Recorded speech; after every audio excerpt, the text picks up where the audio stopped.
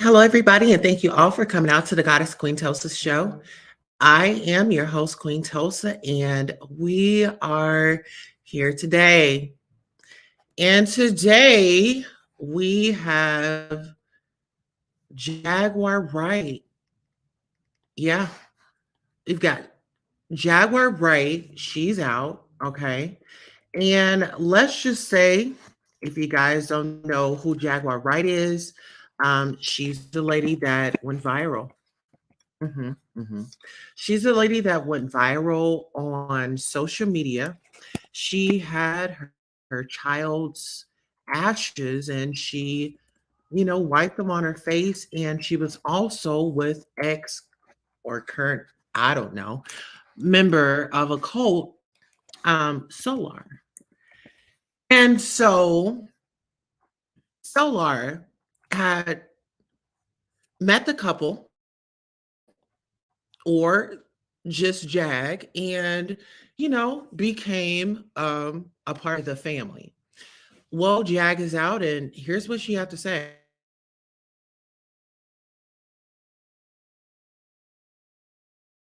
Hold on, where are my manners? We need our music so we can vibe along. Okay, here. Lord, Amen. look at what my life. Look at my hands. I gotta get my nails done. Look at my. I ain't even got a face anymore. It's more like a fuzz. Look at. I'm so happy you free. They fucking tried to do me. Ooh. They tried to do you. They tried to keep you over the weekend. Well, they kept you over the when the weekend. cat's away, and when the cat's away, a whole lot of mice was trying to play. Girl, the internet's been on fire when. Just in case y'all didn't understand before, let me say it right now. This is the official kingpain.com, where the home of the lituation, where the lituation is always lit, and it's up, and it's up, and it's always motherfucking stuck. Jaguar, this whole situation got me exhausted. I'm in a Whether bed. or not we really friends. We got a lot to talk about. I gotta come to your channel sometime this week, and we gonna do a live this week. Okay, on period. We gonna yeah. We got a lot to talk about on and off camera. Hey, Goomba. To the Peri motherfucking A.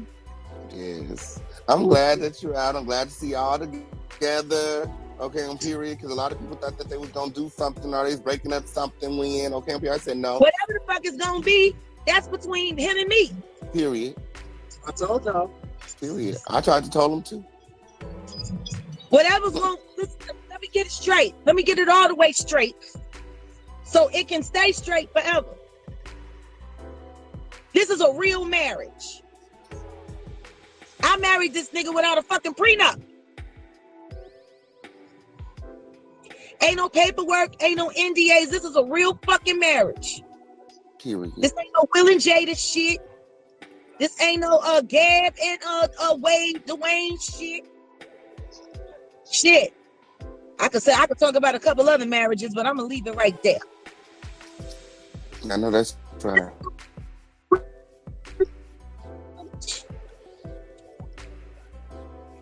We got real issues. This is where I was.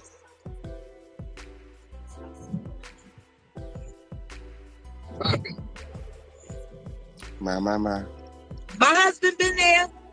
My mama been there. Shit, we should get the fucking family discount. What they about to charge me? Okay. Sometimes shit goes a certain way in life. And sometimes you need to take a minute. Now, I didn't want to take a minute. You know what I mean? The minute got thrown on me. Mm-hmm. But I realized while I was there, I needed that time. We needed that time away. And before I went in, didn't I tell you I was trying to go off the broken boat? I said I need a couple of days alone. I need some time alone. And my husband refused to acknowledge the fact that I needed some motherfucking time. Yep. Had I went to Broken Bow when I wanted to go to Broken Bow, this shit probably wouldn't have fucking happened. My. What's Broken Bow? So we all have to, mental health is real. And mental health care is the most important health care. Because if the mind ain't right, the body can't be right. And if the body can't be right, that means the soul is interrupted. I got no regrets. And I ain't shamed. And whatever the fuck is going on between me and my husband, when you start paying all our bills, you can have a say. But until my motherfucking bills is paid by somebody outside of this, you can see my fucking whole black dick one between my legs. I'm talking about the one I'm gonna buy specifically for you to suck. Ooh. My. And there's people out here that know exactly who I'm talking to. There's some people watching right now that know who I'm talking about. See, when the cat's away, the mice gonna play. My. That's why they invented Orkin, to get rid of pests and vermins and shit.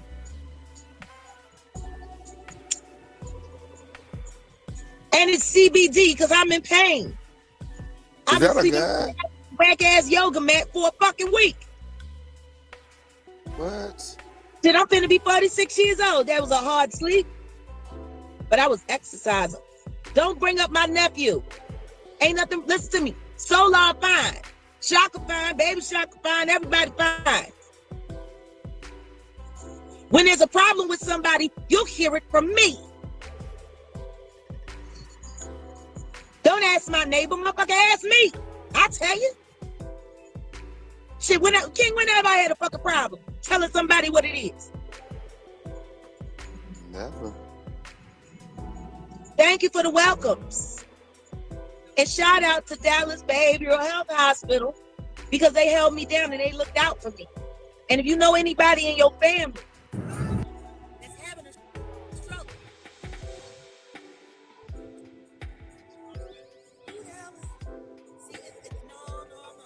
I'm live. I ain't answering shit. I'm live.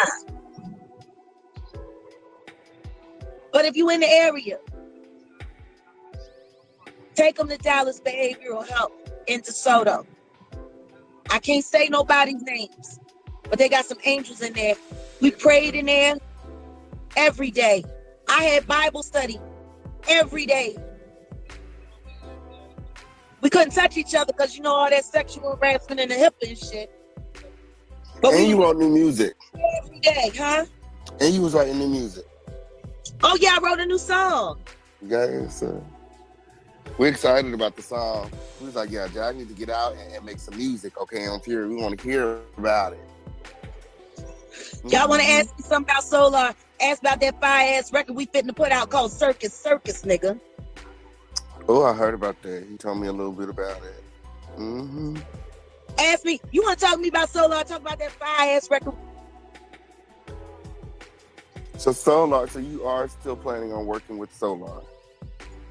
Did I ever say I wasn't? I'm just asking. I'm just saying. I'm just saying. So you guys made a track together and it's like... Nigga, ask me. Y'all niggas ask me.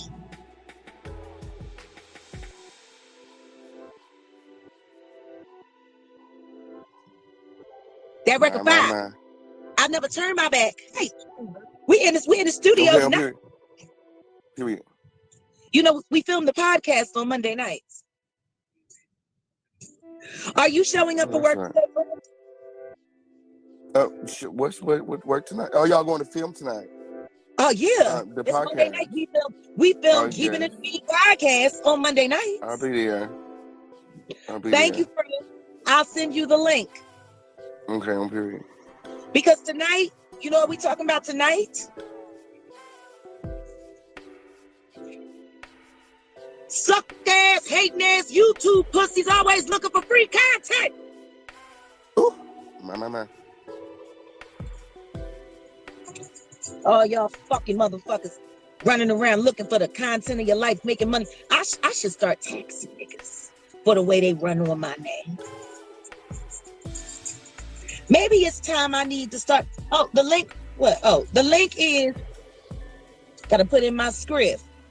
The link is Okay. PhiladelphiaTVNetwork.com and available on Roku. And we will be set up live Period. for the in studio, and then the official episode will be released later this week. Period. Oh, you I ate I don't miss a beat. Love you too, Tamika. you ate Charleston White ass up, friend. You ate Charleston White up, friend. Okay, on period. Yes. I don't think you got an interview with a million views yet. Love you, Lisa, I'm calling you as soon as I get. Period. I'm so glad I was up for this live. I would have been so upset if I Hey, was asleep. I gotta what's get all the going way up. on in the house? It's lit. Yeah, period. I got a new energy. I'm about to get up. I'm about to go live. I'm about to let everybody in the world know Jag is free. It took a little bit longer than 72 hours, but she free. Well, no. Wait a minute. It was 72 hours on their PayPal, but then they fucked me over and they sent me to the hospital. Oh, okay. See, they pulled that loophole. Yeah, they be doing that shit. But it was still only what, 9 days. Damn, it's been 9 days. Nigga, I've done more days than that. Shit. Ooh. Real. Nigga, I done more days than that. 9 days ain't shit. 9 days ain't shit. 9 days is a breath. Okay. That's all I was did. saying that you needed a vacation when. I'm still gonna take me a real vacation though, because those showers are shitty. You still coming to Those Vegas? showers remind me. Somebody said go back to jail. Are y'all still coming to Vegas? No. I want to see who the hell it is. Go back to jail. All right, let's see who you are. Okay, report this comment.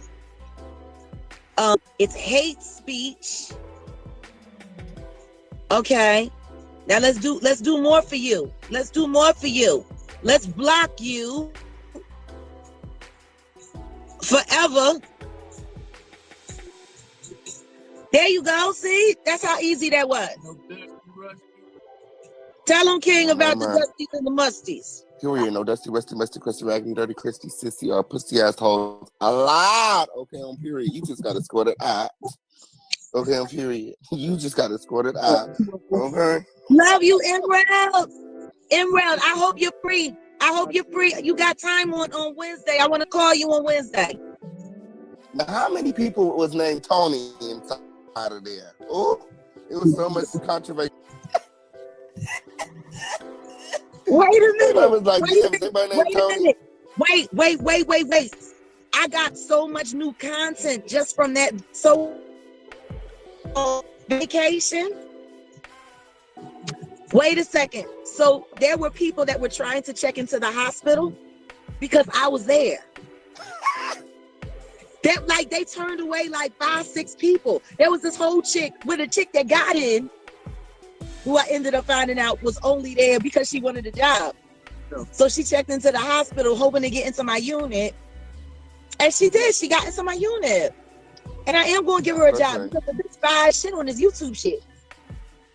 I know that's right. I'll give her a job. But wait a minute. So she said there was this chick that came there with all of these Walmart bags talking about I'm homeless and I'm losing my mind and I'm hearing voices or whatever, right? No, because this bitch was saying all this shit just to get in. She was a blogger. It was a fucking blogger. It was a whole fucking blogger that tried to pretend These to people have be so thirsty. to get into the hospital so she could get into my unit and get an interview with me. These people be so thirsty. So thirsty. So yeah, we're gonna be talking about the musties, the dusties, and the rusties. Whoa! Night and day in the house. Here we is. Shout out to Night and Day in the motherfucking building. Shout out to Sean Davey Way. Yes, sir. Shout out to my friend. I know Toke was mad. Toke was mad at him. But like I told Toke, Toke number one, Toke and King, you already know. Toke and Sean Davy way is oil and water. Period. But like I told her, I wanted everybody to do what they do. Like, I don't want nobody to say that, oh, because they my friend or whatever, that they can't keep it real. Keep it real, do you. And that's why I said that on her live. Everybody, do your jobs. Do what you do. I don't need no, help. Okay, on period. I was trying to tell him. Jack said, do your job. Okay. Do your job. And that's that. But all of these other motherfuckers, like, I must be somebody kind of special. If people pretend to be crazy just to get into a mental health hospital. Okay. To try to get an interview. Like, I don't get it. According to Stormy Smoker, say Alizé Jenkins speak when you was pretending. And he went and found allegedly one of your ex-boyfriends, allegedly. Because allegedly Storm knows so much about you that he could to somebody and tell that they slept with you before. I mean, so Storm, what? Storm got some kind of exclusive interview with one of your ex-boyfriends, saying that the whole thing was staged or something. I was like, what staged? The arrest. I was like, why so would one anybody of my stage ex-boyfriends said that I staged it? Yeah. What was the name? I don't, Storm didn't give out no name. He don't ever have no receipts. You know what? Wait, let me take this second. I seen you. No. Let me just take 1 second. Booty Juice. Booty Juice, darling. Yes, sir. If you want a real exclusive, you can just call me. And we can do it on the official King Kane's channel. Yes, she did. And I meant it. And you know what? I'll only charge you $500 if you do it on the official King Kane's channel. Period. Yes, Sean, the booty juice. The juice is loose. Booty juice. Okay. It's the booty juice. Yes. Oh shit. Booty juice, darling. Oh, and I wonder what happens if you say it 3 times fast. Booty juice, booty juice, booty juice, booty juice. Hit the flow. Hit the flow. And he ended up losing his apartment while you was down. He got popcorn cylinders and shit now. Yeah, he back in the hood, friend. He need another video with 1 million views, because that's how he got in that Skywriters in the first place, okay? Well, tell him I would loan him some of mine, but nah. Okay, on period. The juice is loose. The juice is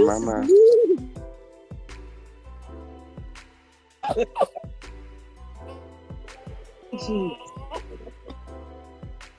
Drip down. Yes, the camera flew. Hugo, hit the flow. That boy need to get a life. That boy need to get a life. He need to get a whole fucking life. I'm so embarrassed for his parents. Ooh. I am. Because, like, when you raise a child, you have certain hopes and expectations. But considering how consistently disappointing he's been to me, and I was his foster mother, one of his foster mothers, because, the ghost shoe witch is his other foster mom. I mean, I'm very disappointed in him as a foster child. My. But we're going to talk about this tonight on the Keeping It a Bean podcast. Subscribe today, DallasTVNetwork.com, and available on Roku. Register today. Don't miss it. Don't miss it. I got to come up with a whole catchphrase like you got for your show. I do. I got to come up with something. I help you work on it. Maybe you can help me come up with a little catchphrase. Yes. Yes. Keeping It a Bean podcast, where it's always piping hot. It's something like that. We gotta think of it. We gotta work on it, Tyler. Now, have you been home yet? No, I left. I got look at my hands. I gotta get my nails done. I gotta get my fade turned back into a fade. Man, guess you know, what? I got this leather bustier, King. I haven't seen my tits in days. You know, I'm an older one. I gotta push them up. I gotta push them up. So, listen to me. Is that damn thing not everything? Well, they cut my other good bra off me.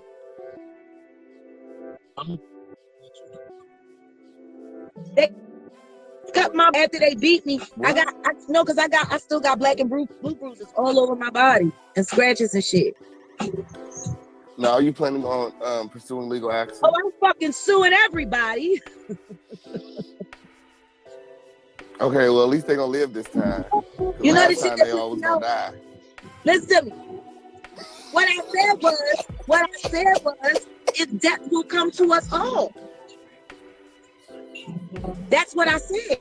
And guess what? Last time I checked, all human beings die. It might have been a little dramatic with my son's ashes. But I said, death will come to us all. Look at Storm. He's dying a little bit every day. Oh, my. I think they did when I started speaking broken French and I started blowing them ashes in their face. I still all over them niggas, and I hope he haunts their fucking dreams every night.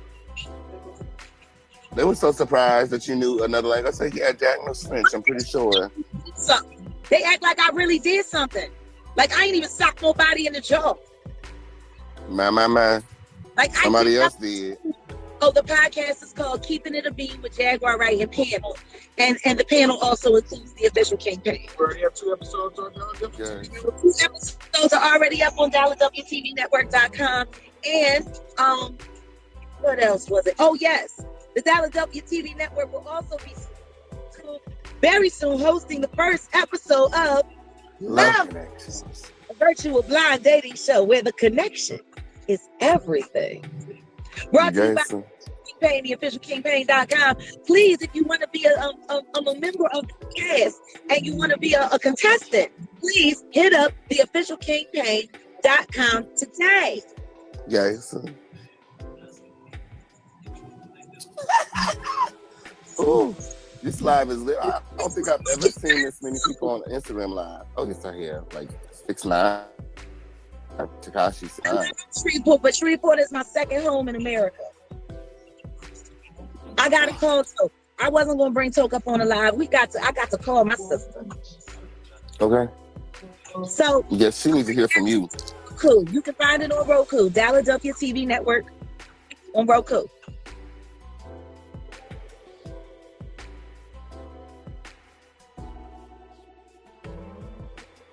So there you have it. Tokyo is back out. She apparently is in need of a haircut, so she's gonna go back up to the barbershop. You know, she's gonna go and sit in that chair, you know, where she started all that chaos. And she says, don't ask her about her nephew. Oh, don't ask her about her nephew. Don't ask her about nothing. You know what I mean? So it's interesting. I feel like this is a limited release. Oh yeah, she had about 9 days to detox from that demon and whatever it is that she was on, allegedly.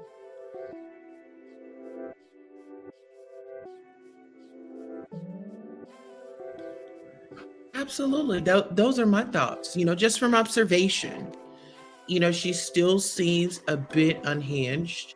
I wouldn't have jumped on social media as soon as I left out of the facility because it does ring off stage event. I mean, that whole ride on the way home was supposed to have been for her husband, but as we can all see, she could not let the social media go, right? Because a person seeing their shoulda, coulda, wouldas when they're away, and then when they're released, it's back to the BS, back to the shenanigans. You know, she never gave her husband a public apology on live as she embarrassed him in front of all of us. Mhm, mhm. They can't keep a queen down. No, they can't, but I feel like this queen really didn't learn anything while she was away, you know? And listen, I'll drop the link because I want to hear different perspectives. You know, do you feel like she was, you know, do you feel like she should be out? You know?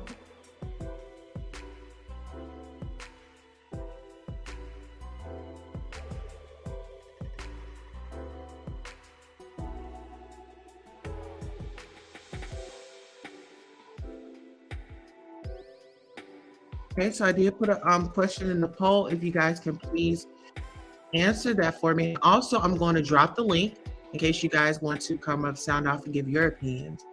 Because, you know, this channel is for the people. And we want to help as much people as we can, right? This is an informative. Couture Bay says she doesn't love him, and if he leaves her, she is going to be pissed. Well,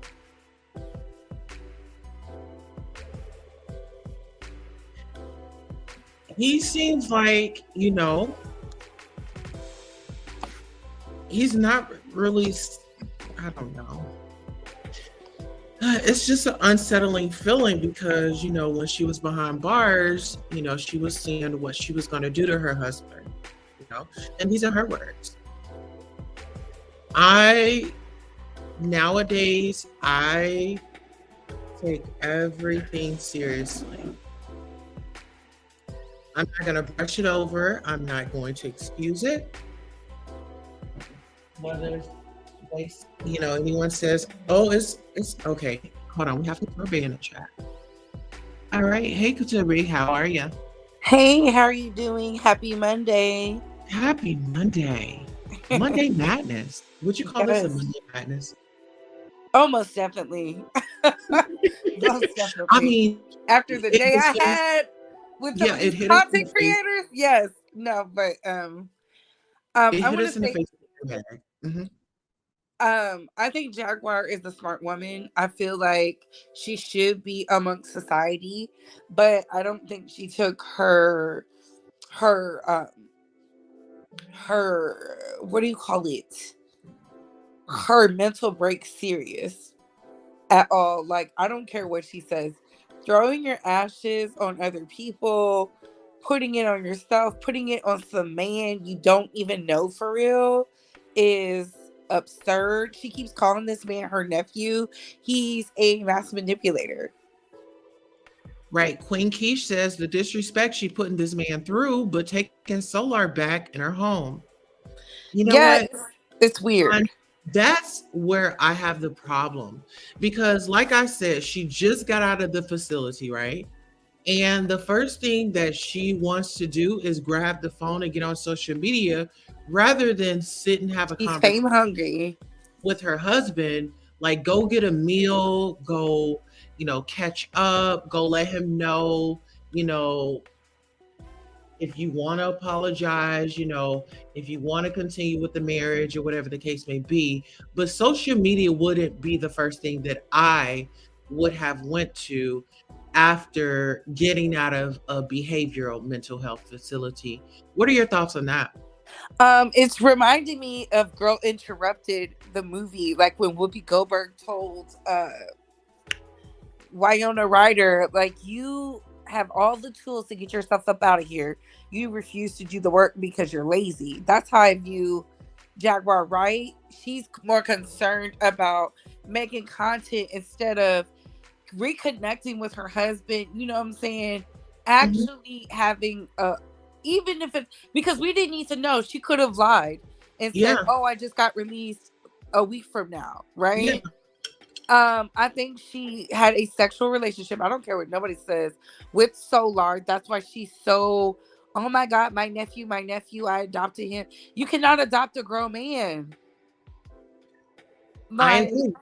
and I think she was trying to be a part of Carbonation, and her husband, being as supportive as he is with her, was willing to do it for her because he is, suffering from his stuff, but he's a little bit more hinged than she is. Right. Queen Keish says she's saying who she saying who said she wasn't being with Solar, her husband. Did he said they got a restraining her on a previous interview? Not really. So someone got a restraining order against someone.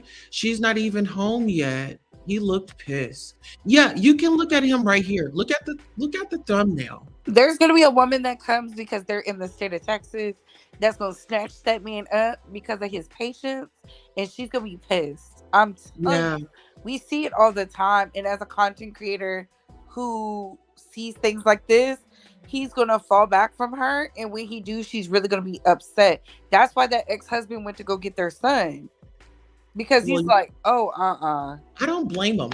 I mean, this is pretty much child endangerment.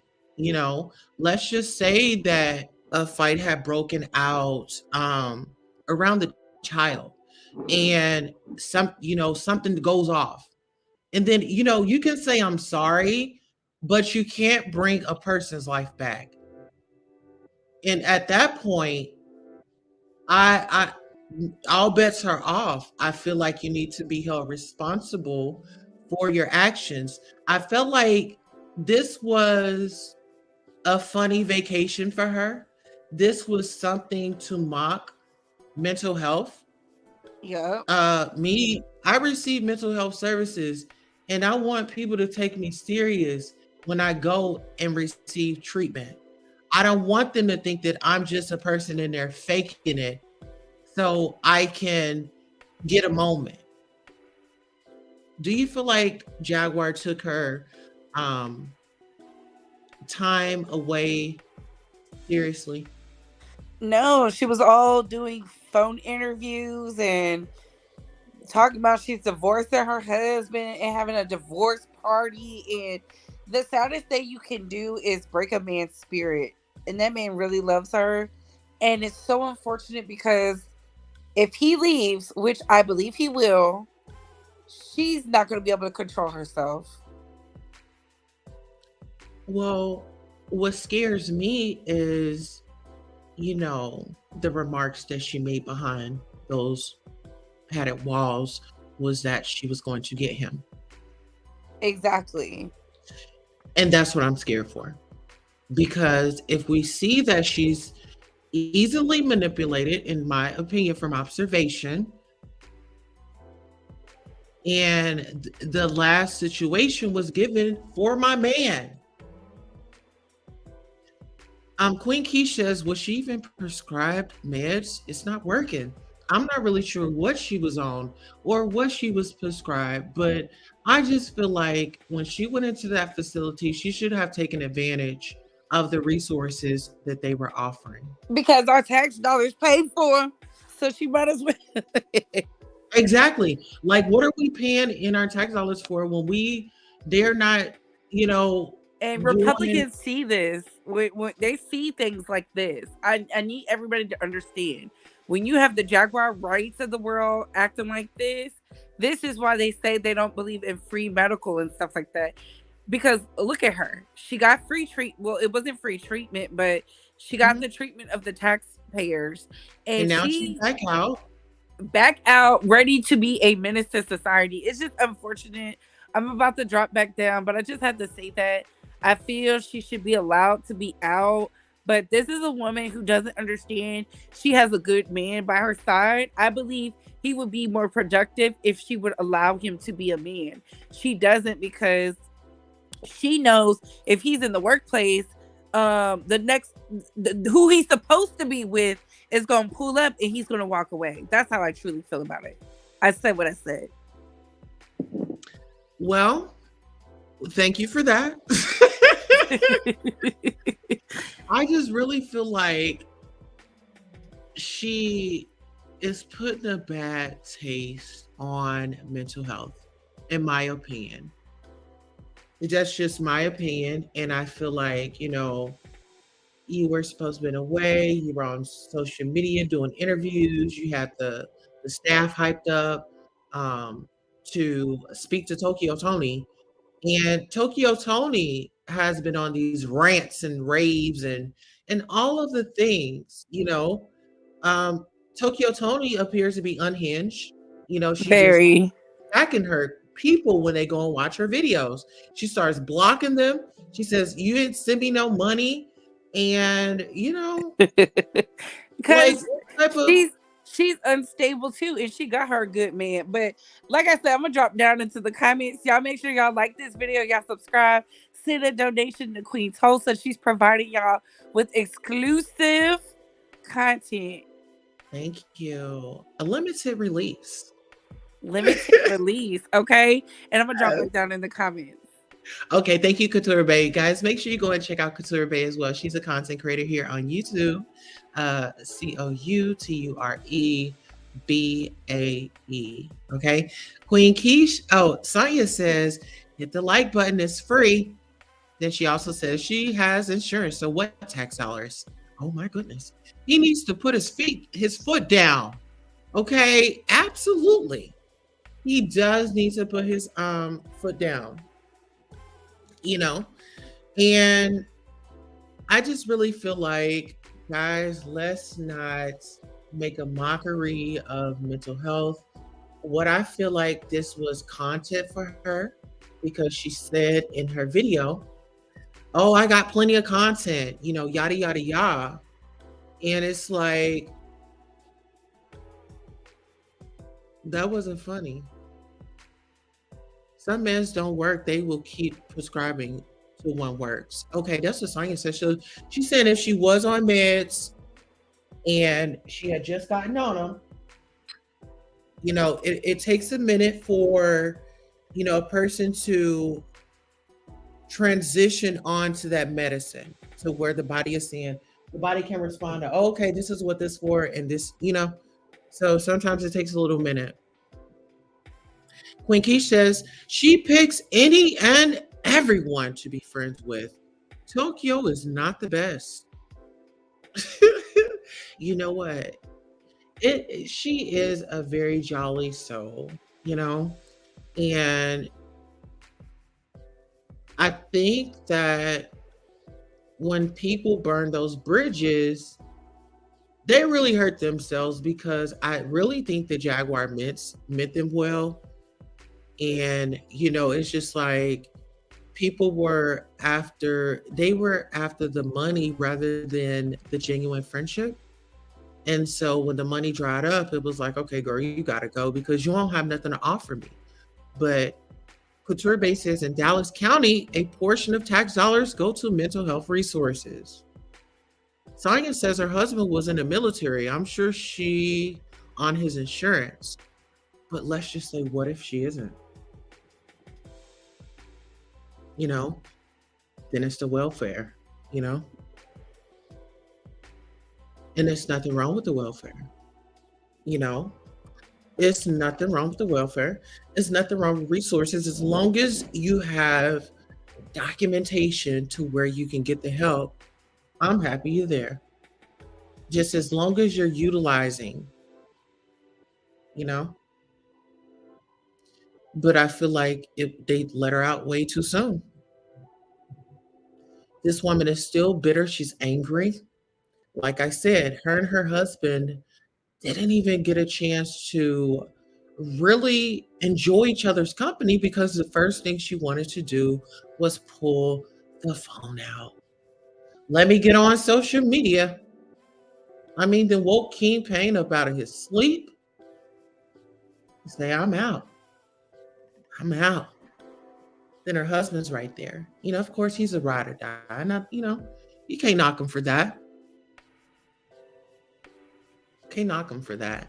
It's like, this is not a boyfriend girlfriend relationship. So a lot of people are like, oh my God, you need to leave. You need to listen here. When you take those vows, it was for better or for worse. Like, love the reason why you saying that, because you have a boyfriend. You can walk away.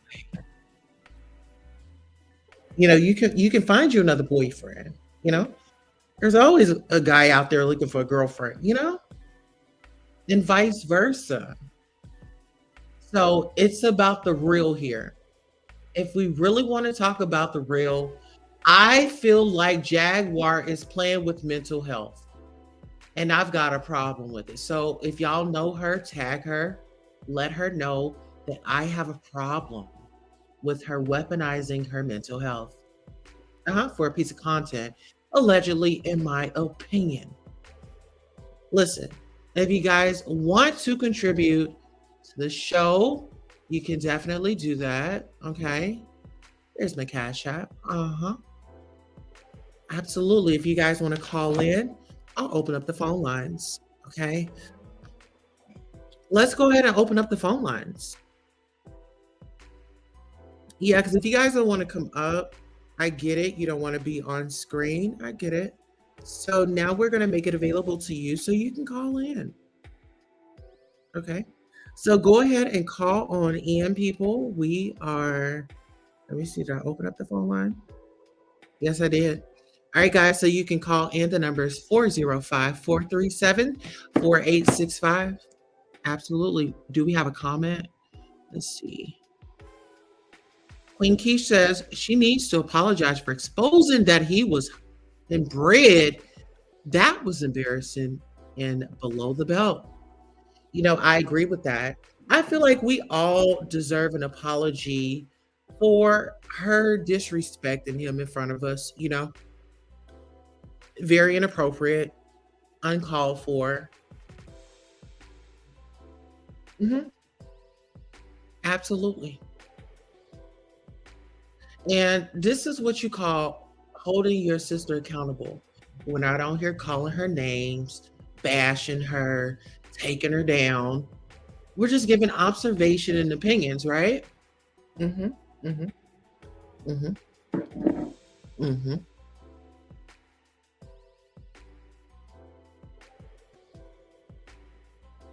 Absolutely. And then that Tokyo Tony. Oh, Tokyo. Tokyo. Oh, that Tokyo. I feel like Tokyo needs to really just settle down and focus on her and her endeavors, with her and her husband, because, she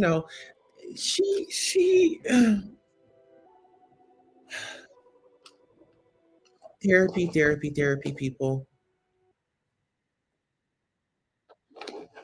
If it's something that gets you raged up and you're about to lose it, then something is bothering you. You need to talk about it with professionals. Absolutely. Absolutely. Mm-hmm.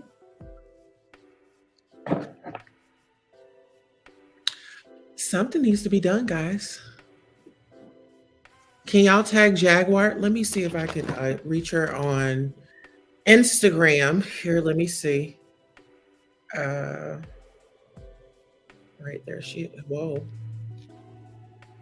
Okay, let me see. Let's go ahead and call her up and see, because I have questions, Let's go ahead and see.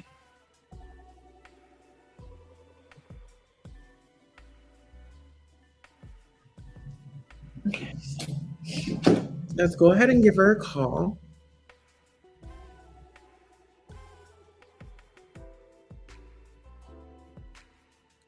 Okay, so it's ringing. Okay, she didn't answer. Oh, maybe I should try calling the other way.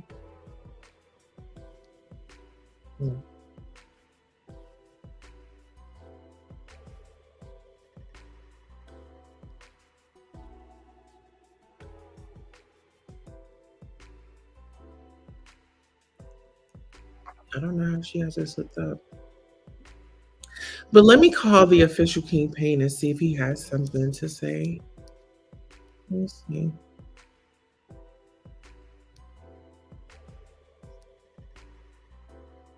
Um,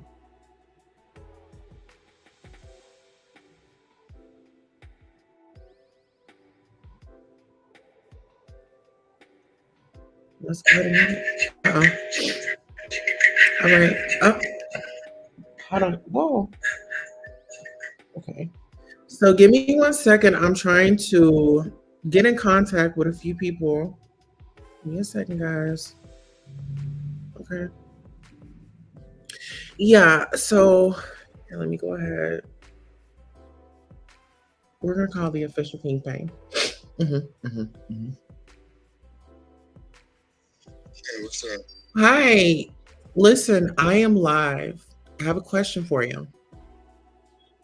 Don't call me live ever. Okay. Priyana to the PEORIA.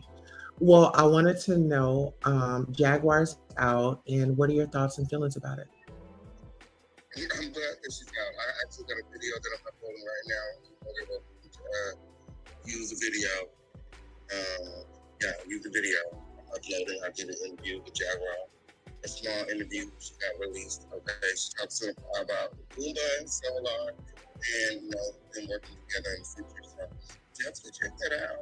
Check that out. You can use that daughter, but don't think I'm a leader. I Look, I thought some of the subscribers were in the chat. I said, y'all reach out to Kingpin. I think I said reach out to somebody else. I said, I need to get somebody on the line. So listen, thank you for that. And I will never do that again. I will text you first and be like, hey, is it okay to call you live? So listen, how do you feel about I saw a video where Jaguar said, don't ask about my nephew, and they're going to be making music together. What are your thoughts and feelings on that, or do you have any? I don't. Jaguar's a grown woman. She do whatever she wants. Okay, she's a grown woman. She does whatever she wants. All right. So there you have it. Well, listen, what time is your show tonight so I can make it? My show should be starting within the next 45 minutes. I just uploaded the clip. I went to the red carpet last night for Maddie's West. Okay, I just uploaded pictures on my Instagram. Y'all go check it out. And I'm just late start of the day. I got hair and stuff to do. My hair client's like, what's up? Like, y'all like the way. Because we got things to do. We're making moves out here. Daytime hours today. Yeah, let's switch it around. So I'm gonna have to let you know. I'm ready. Okay, so you're booked and busy. Thank you so much for taking time out to address, and I will never call you on live without notice.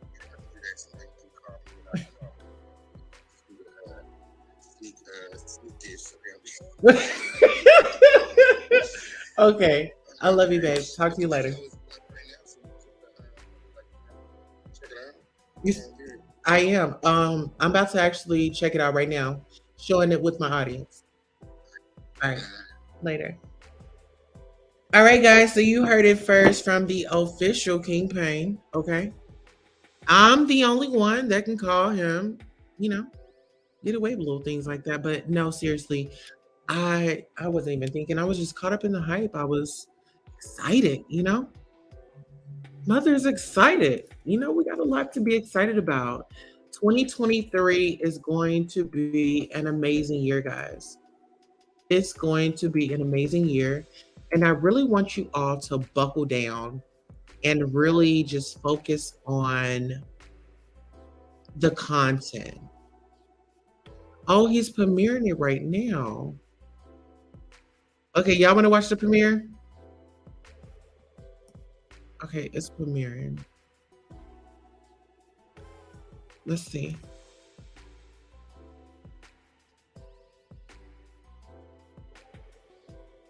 Uh-oh. Here. We're gonna let King Payne get some promo over here, so you guys make sure you go and follow it.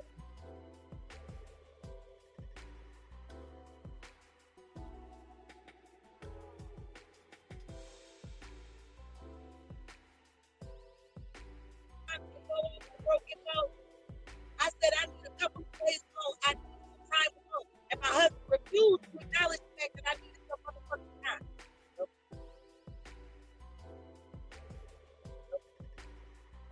And I went to Broken Bow when I wanted to go to Broken Bow. This shit bothers me what the fuck happened. My. What's broken bow? So we all have, mental health is real. And mental health care is the most important health care. Because if the mind ain't right, the body can't be right. And if the body can't be right, that means the soul is interrupted. I got no regrets. And I ain't shamed. And whatever the fuck's going on between me.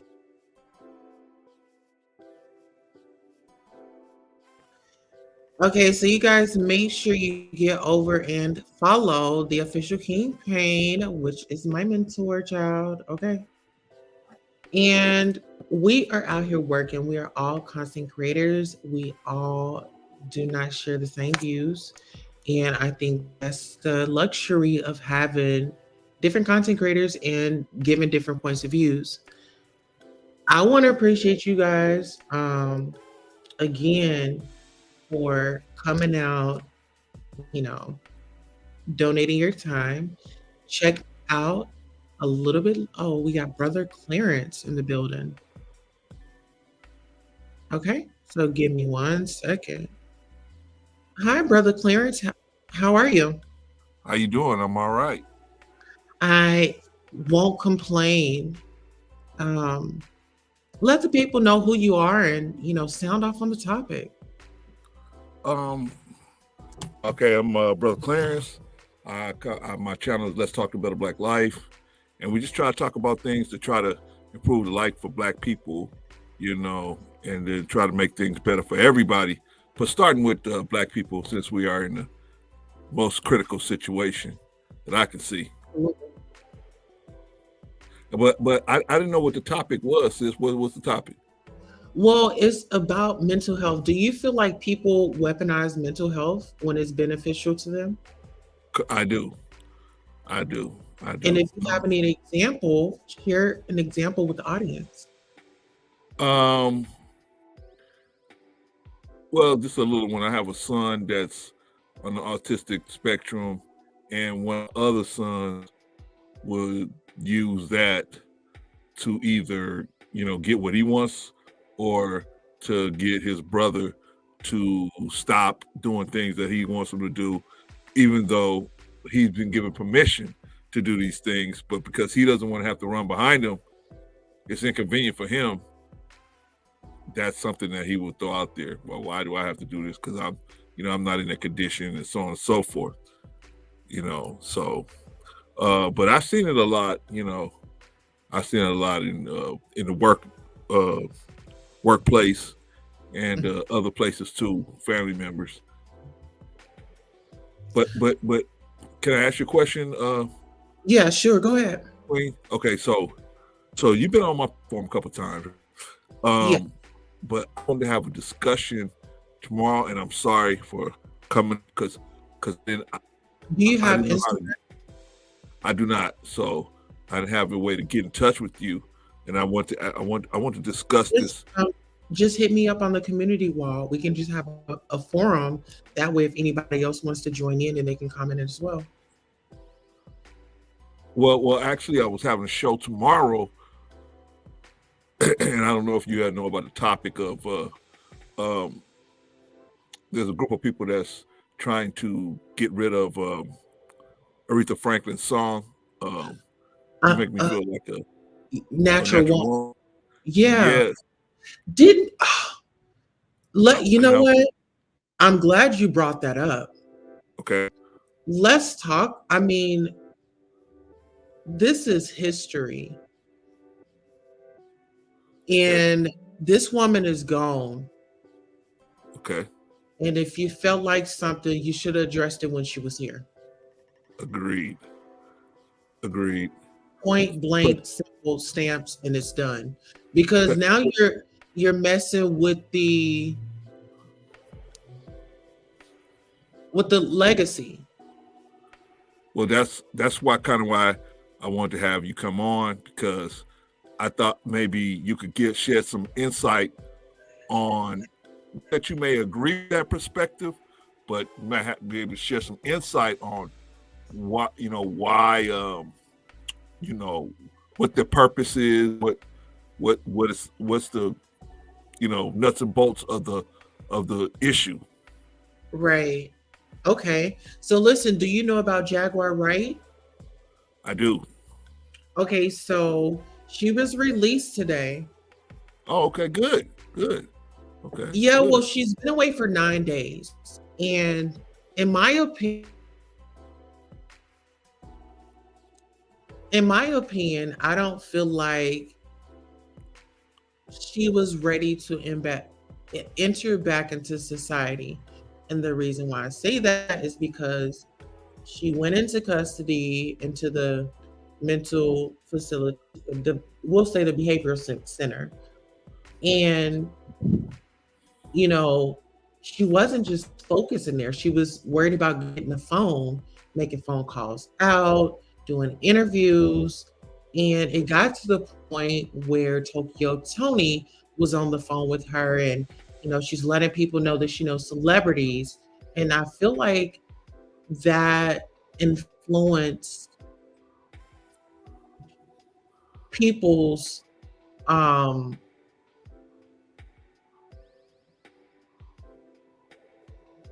their logic skills, the common sense, I guess.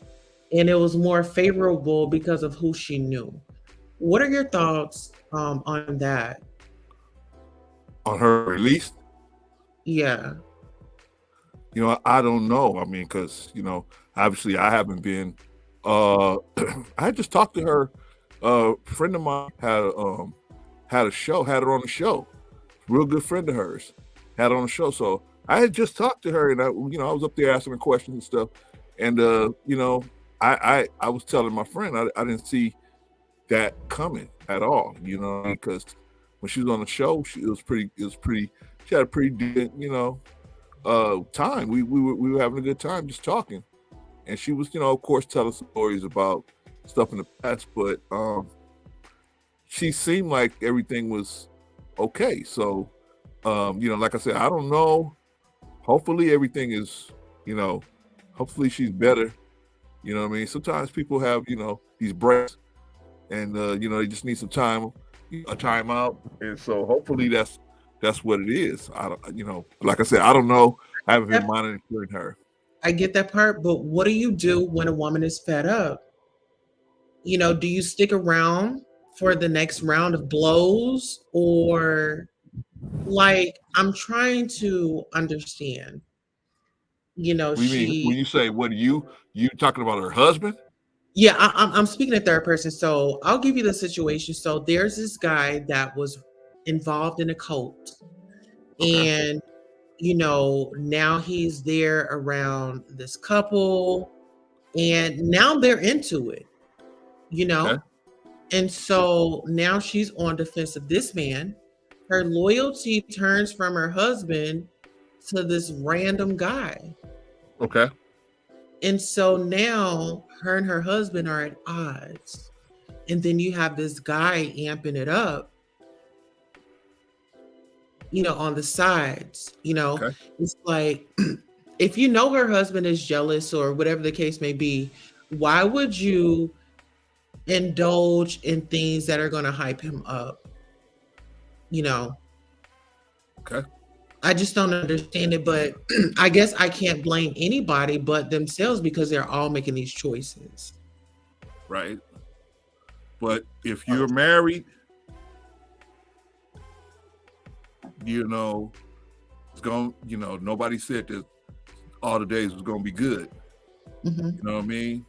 And the marriage, unlike relationships, has duties, has implied duties there, and so even if she, but it's let me take this is the way I look at it.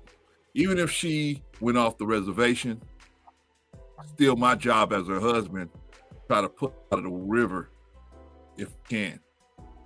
Even if she's trying to slap my hand away, I'm still gonna try to pull her out the river until there's no hope for her. And I think that's the way marriage is supposed to be. But today, people are so easy to jump in and out of relationships.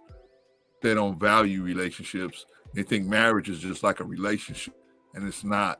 It's much more intense. And you signing on for days in a relationship, you signing on for days that's happy. When this person don't make you happy no more, you can leave them alone. Mm-hmm. They like that in a marriage. A marriage, you signed up for better, for worse. Yeah, happy, good and the bad. Uh-huh. Yeah. So, and I think where like all the dysfunction comes in from is like from single people saying, oh, you should leave, oh, you should this, or you should that. I don't think they, should leave each other, but I think that they both need to seek help so then they could be better for each other and better for their audience. I think that instead of whatever content that they're coming up with, like hopefully it's them going to therapy. I'll watch for that. But if it's something that is not, uplifting us, I'm good on it. See, it's like when you love someone, there's no, just because they do something to hurt feelings or they mistreat you, that love will just go away. Now, if you digging somebody being around and hurt your feelings, you can say, oh, well, you did this, I'm gone, right? Mm-hmm. But when you truly love somebody, you can't just cut that off. You're still gonna love them, even though they got problems, even though they're alcoholic, they're on drugs, or they're this or that, whatever the situation may be, because you got that love for them. You're still gonna try to pull them out of the fire until it gets to a point where you just can't do it anymore. I don't know if he's at that point, but I mean, I think if he really loves her, you're gonna see he really loved her. You'll see if he really meant the marriage files, because yeah, but is that really safe, my brother? Is it like safe? What? Like safe because like love don't know safety. Listen, I'm just saying, like, I just don't want it to be a situation, because from what it appears is, there's another guy involved, and love will make you do some crazy things, and also rage. It only takes for that person to see something or something being done, or you with a specific person, or y'all, and then they just snap. I don't want him to snap. Well, it's a thin line between snapping and walking away. But, when you love someone and you really love them, you're going to at least try to help them, even if they're being adverse to you. I have children, right? I had to feed my children whether they did what I told them to do or not. Right. Whether the principal called me into the office to tell me screwing around or not. I had to have beds for them. I had to have clothes for them.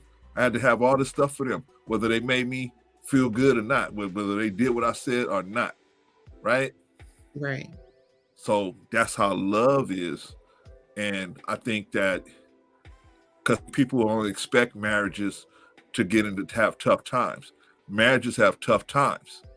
Yeah. So if you really take those vows seriously, okay, this ain't the time to run. This is the time to circle the wagons. Yeah, it might be a dude in the middle of the situation, but what he probably might do, I don't know. I don't know him in particular. I talked to him for a second, but I don't know him really. But what he may want to do is maybe he might be need a break from what's going on in the relationship, but he's still going to be there for her. Yeah. Still be there for That's her. what I get from him, because he's a serviceman. Shout out to the veterans. So since you because you've been around them. I haven't been around them. I was just a friend of mine is good friends with them. She had her on a broadcast. She had them on a broadcast, and so I came up on the show to just talk to her for a minute, just to ask her a couple of questions, and ended up spending about an hour there with them. But everything seemed fine at that point. Well, you know what? So interesting, because I had actually spoke with Jaguar as well on somebody's panel, and I was like, excuse me. I was like, well, how can I be better at being a content creator and talking about real life issues? She was just like, whatever you're passionate about, just do it. And so I want to say that she's a very knowledgeable woman. I feel like she's misunderstood. And I also feel like if she just get the help that she needs, she could be an angel to really be an angel. But that temper and, being upset and, holding all that anger, that's going to cause an inside sickness. Well, I think she's been through a lot, in the industry and in her own personal life, so I think that, definitely I agree with you that maybe some counseling might help to kind of straighten out what's going on or those feelings of, that anger. But like I said, I don't really know her. Yeah, I mean, well, listen, I'm going to just say this, sorry for cutting you off, but Brother Clarence, my thing is she has a big platform. She knows that people are watching her. So if you really want to grab the attention and if you really want to make a difference in the Black community, therapy would be it. Yeah, but like I know a lot of people don't think they need it, right? Yeah. They really need it. So it's hard to get them to accept that maybe that might help. You know what I mean? So, but like I said, I don't know her personally. We don't know her. This is just observation. This is just a general conversation. Okay. This is not to bash anybody. We're just having community talk, Yeah. So, yeah. So, like I said, I hope for her the best for her and her family and her husband. And I don't know what's going on there, but hopefully it all resolves, works out good, and everybody walks away and be able to, in a good place from all of this. Absolutely. So do you have anybody that's close to you that has behavioral issues? Let's see. I had a brother that, had some issues, and it got to the point where I was in his position, like this young man, where I had to decide whether I was going to continue the relationship or leave. So I had put a lot of time in trying to help this young man and my brother, and he didn't see it that way. He kind of looked at everything as an opportunity to get over. Like some people will look at you, like, you trying to help me, because they can't process it like you trying to help them. Process it like you weak, and I need to get over on you. And so the last time that happened, I said, okay, I can't continue like this because I don't deserve to be treated like this. And I've tried year after year after year, try to help this person. They don't want that help. Okay. Yeah, I'm cool washing my hands at that point. Yeah. And see, this is another thing, not really focusing on, letting people know that I'm a good person. Either you see it or you don't.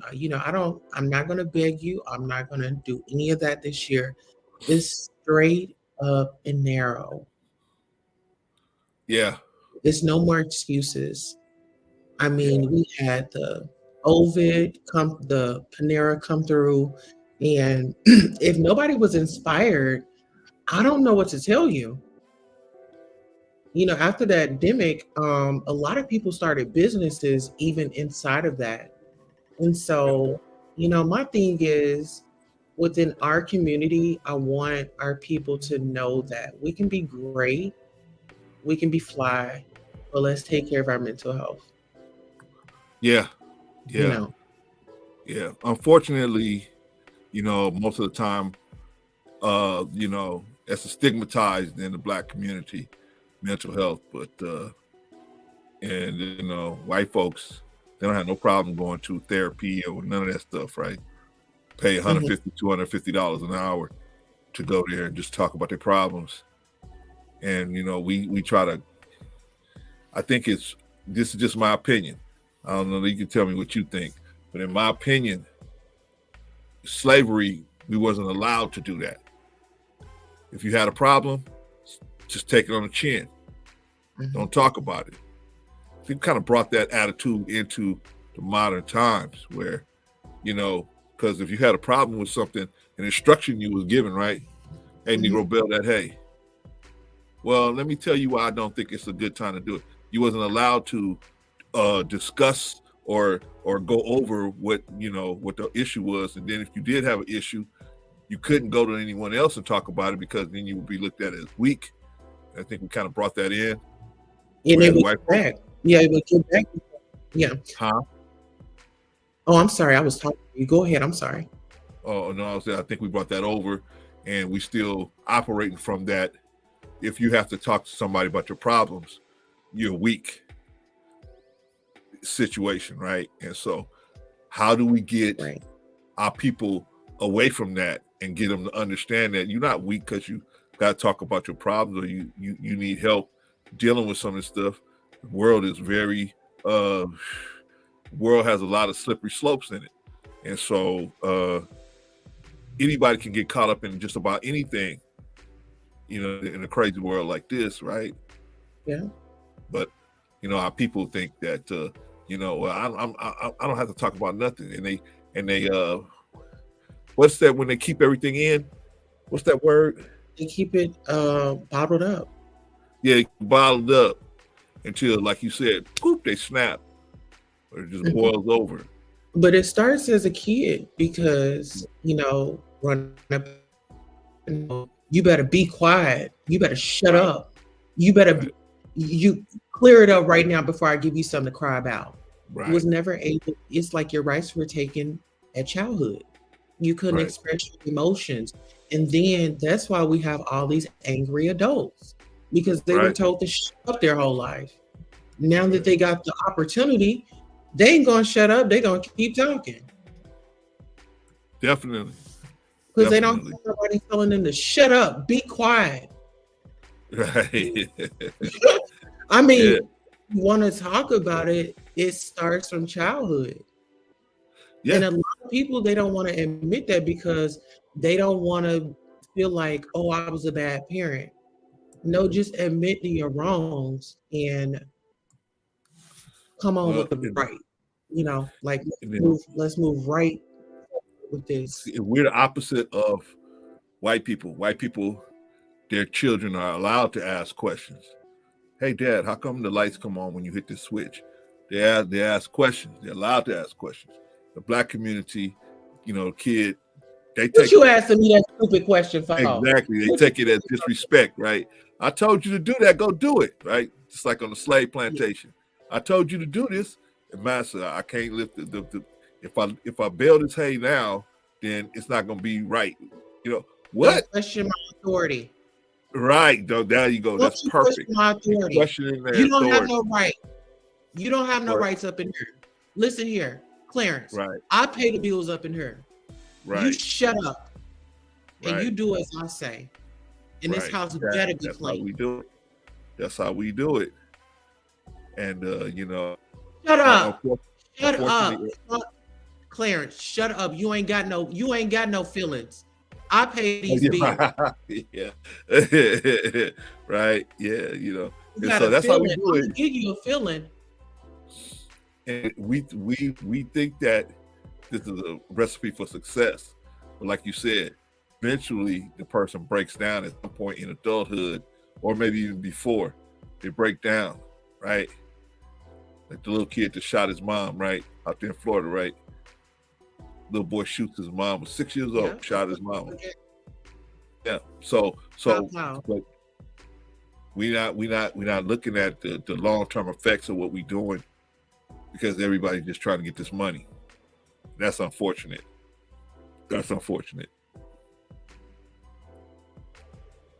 Let's talk about life insurance. You know, why are we making GoFundMe's, but everybody's in line for them J's? You know, he had J's on when he left up out of here. Yeah, those about 200. I'm pretty sure he could have gotten some life insurance with Who's that? money with anybody in general. Oh, Our people, they yeah. will go and buy some Jordans, but don't have no life insurance. Because we don't like to talk about contracts in the Black community. We don't like to talk about contracts because we don't want to be held to our word. We want to be held to follow through with our word. And it's unfortunate we were made this way. Now, we weren't like it before we got here, but we were made this way, right? Mm-hmm. So, you know, you now in America, if they take you as a slave, your word don't mean that you just a piece of property. You can't give nobody your word. Hey, I'll be there tomorrow. You can't tell nobody you're gonna be nowhere tomorrow. You're gonna be somewhere if the master say you're gonna be somewhere. So your word ain't even good. Your word is not your word. Your word is your master's word. He say you can go, right? That's so we true. Never learned how to got word bond. Because you can't have your word bond as a slave. You can't, what word you got? Your word is your master's word, right? So now we bring that into this modern day, where now we just avoid having to follow through with our word. Get encouraged to do that, right? With the music and media, we encourage to be these awful people. You look at the singers and rappers, they encourage us to be the worst kind of people possible, right? Liars and hypocrites and everything else, right? And so therefore we don't want to talk about contracts, right? I don't want to sign a birth certificate. I don't want to sign a marriage contract. I don't want to sign a trust. I don't want to sign life insurance.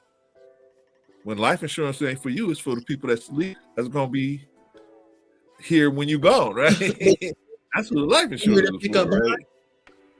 Right, your children. Right, your children, your spouse, significant others, so on and so forth. Right. Yeah. So, but our people have been taught to not be keepers of their word, because their word wasn't even their word. They was, and then Black people that did keep their word was attacked and vilified and viciously attacked by the greater Caucasian society, unfortunately. So we have learned that just going after the money and being this crazy kind of evil person, that's the best way to survive in a world like this, unfortunately. Mm-hmm. And what do you think? Take each other out to get to the top. Yeah. Instead of hey, like let's build up this community.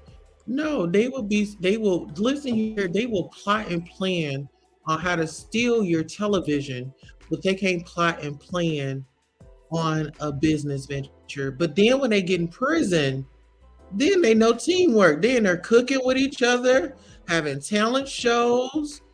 They got to. They got to. They have no choice. Talk about those conversations. Well, our people, man, we inside out and upside down, and unfortunately, we're taking our cues from the worst of the people of the society, the robbers and the hypocrites and the liars. We're taking our cues from those type of people, and unfortunately, here's the bad part. They call you, if you're not like that, they'll call you a square. The They square. say you a square. Oh They yeah. say you lame, right? You For just being lame. an honest person, for just Mhm. being an honest person, for treating people Okay, so right. listen, Clarence, let's role play, but you got to get your internet together over there, okay? Okay. Now in and out a little bit, but Okay, I wanna role play with you right quick. Okay. You okay with that? Yeah, that's cool. Okay, so my role is gonna be, the opposite. I'm interested in the opposite of what you explained, right? Okay. So you come at me and I'm gonna come at you, and let's just see how this dialect goes. So Okay. you So see me I'm at coming the at you. stop, I'm coming at you for what now? you trying to holler at me. Oh, Decent man trying to holler at me. I look like I got it together, but wait until I open up my mouth. oh, okay. So I'm gonna do it like I would normally do it on the street if I was single, right? So, hmm how you doing? Excuse me. I noticed you over there, and you were looking pretty nice. You know what I mean? You think you got some time for maybe we could get together and talk, get to know each other a little better? Oh yeah, you got some bread. Because if it ain't about that bread, you know what I'm saying? I don't know what you do. What you work? You got a job? That's it. The conversation will be over with me. See, That conversation will but, be over quick. but see, some women can't respect the fact that a man one acknowledged her, was respectful Right. to her, and then ask for her time. You know what I'm saying? I'm not saying just go out and just be with any and everybody, but some women want to do this. Hey, mom, what's up? A, B, A, Yeah. won't call out a name. And it's Yeah. like we scream protect the black woman, but what do they have to protect? Yeah. And you're not going to get the most sexually attractive females are probably not going to respond to you being a good dude. That's just the reality of that situation. That's why so many guys are out here trying to be, just a warrior out here, right? And yeah, boy, let me get at you. That's why so many dudes are like that. Because if you just be like how I just tried to came at you, the dudes ain't gonna do. The woman won't even respect you because you did it right. Like that's how they gonna do. They're gonna be like, What? you got dough in the pocket. What we talking about here? Mm-hmm. And that's how it's gonna go. So the good dudes are rejected. Then when they get rejected by black women, they say, okay, I'm gonna go overseas. I'm gonna go deal with white women. And then they really get crushed, right? Because everybody says, hey, see, they go after women that in the black community, and the black community calls them lames, and everything else, right? Squares or whatever, right? The attractive women don't want nothing to do with them, right? So, and they of course want a woman that's attractive because men are visual. They just say, hey, you know what? Let me get a passport and go over here to Thailand or the Philippines or let me just get a white woman or Latina. Because they're gonna say yes, sir, yes. If you thought that we was slave thinking, they act like some and I might get some pushback on this, but they act like some damn live slaves. I do. I do. Yes. That's a yes. You want a yes. You ain't gonna get tired of that. Yes. Yes. She ain't Well, gonna that's what you want. know. Well, that's what men want. That's what they want, right? I'm gonna break something down to you Hold on to your hats, all of y'all. Okay. The men are reflection of God, right? And God wants people. You see, God don't make you pray to Him. You don't at 6 o'clock in the morning. God wake you up out the bed, make you pray. You got to get your own self up out the bed and pray, right? Because He wants your love from you, your heart, not Him forcing you, right? But He wants to see who's really about this life with me, right? Okay, well, men are the same way. You get a woman, and a woman, represents your kingdom, and you want to know if this woman is really with you, right? So we got God complex. And women don't understand that, because now, of course, the women can do many things that men. It should be only men could do certain things, and now women can do certain things as well. And that's unfortunately where the divide is coming in my opinion. But so if you ain't getting, go ahead, sis. So you think that women, being that they get in these positions, then they feel like they have a one up on a man? What do you mean, like the upper hand, so to speak? You mean in a relationship? Mm-hmm. Because I think they did. The thing is changing now, because men are realizing that, especially the lames and the squares, they are realizing that why chase a bunch of women that don't want me? They have a saying, they can go where you are appreciated, not tolerated, right? So why should I stay on the plantation when they welcome me over on the white plantation? They welcome me over on the Filipino plantation. They welcome me over on the Asian plantation, the Latino plantation. Why should I stay where they just gonna keep rejecting me over here? These women are going to at least get shot. I feel like I kind of feel like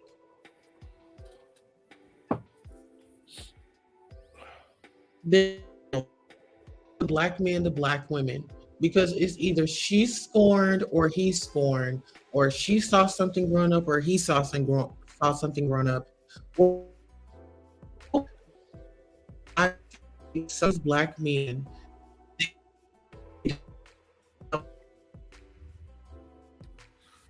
breaking up here. Maybe the girls, seeing their mom deal with still. I didn't hear your last question because you kind of broke up.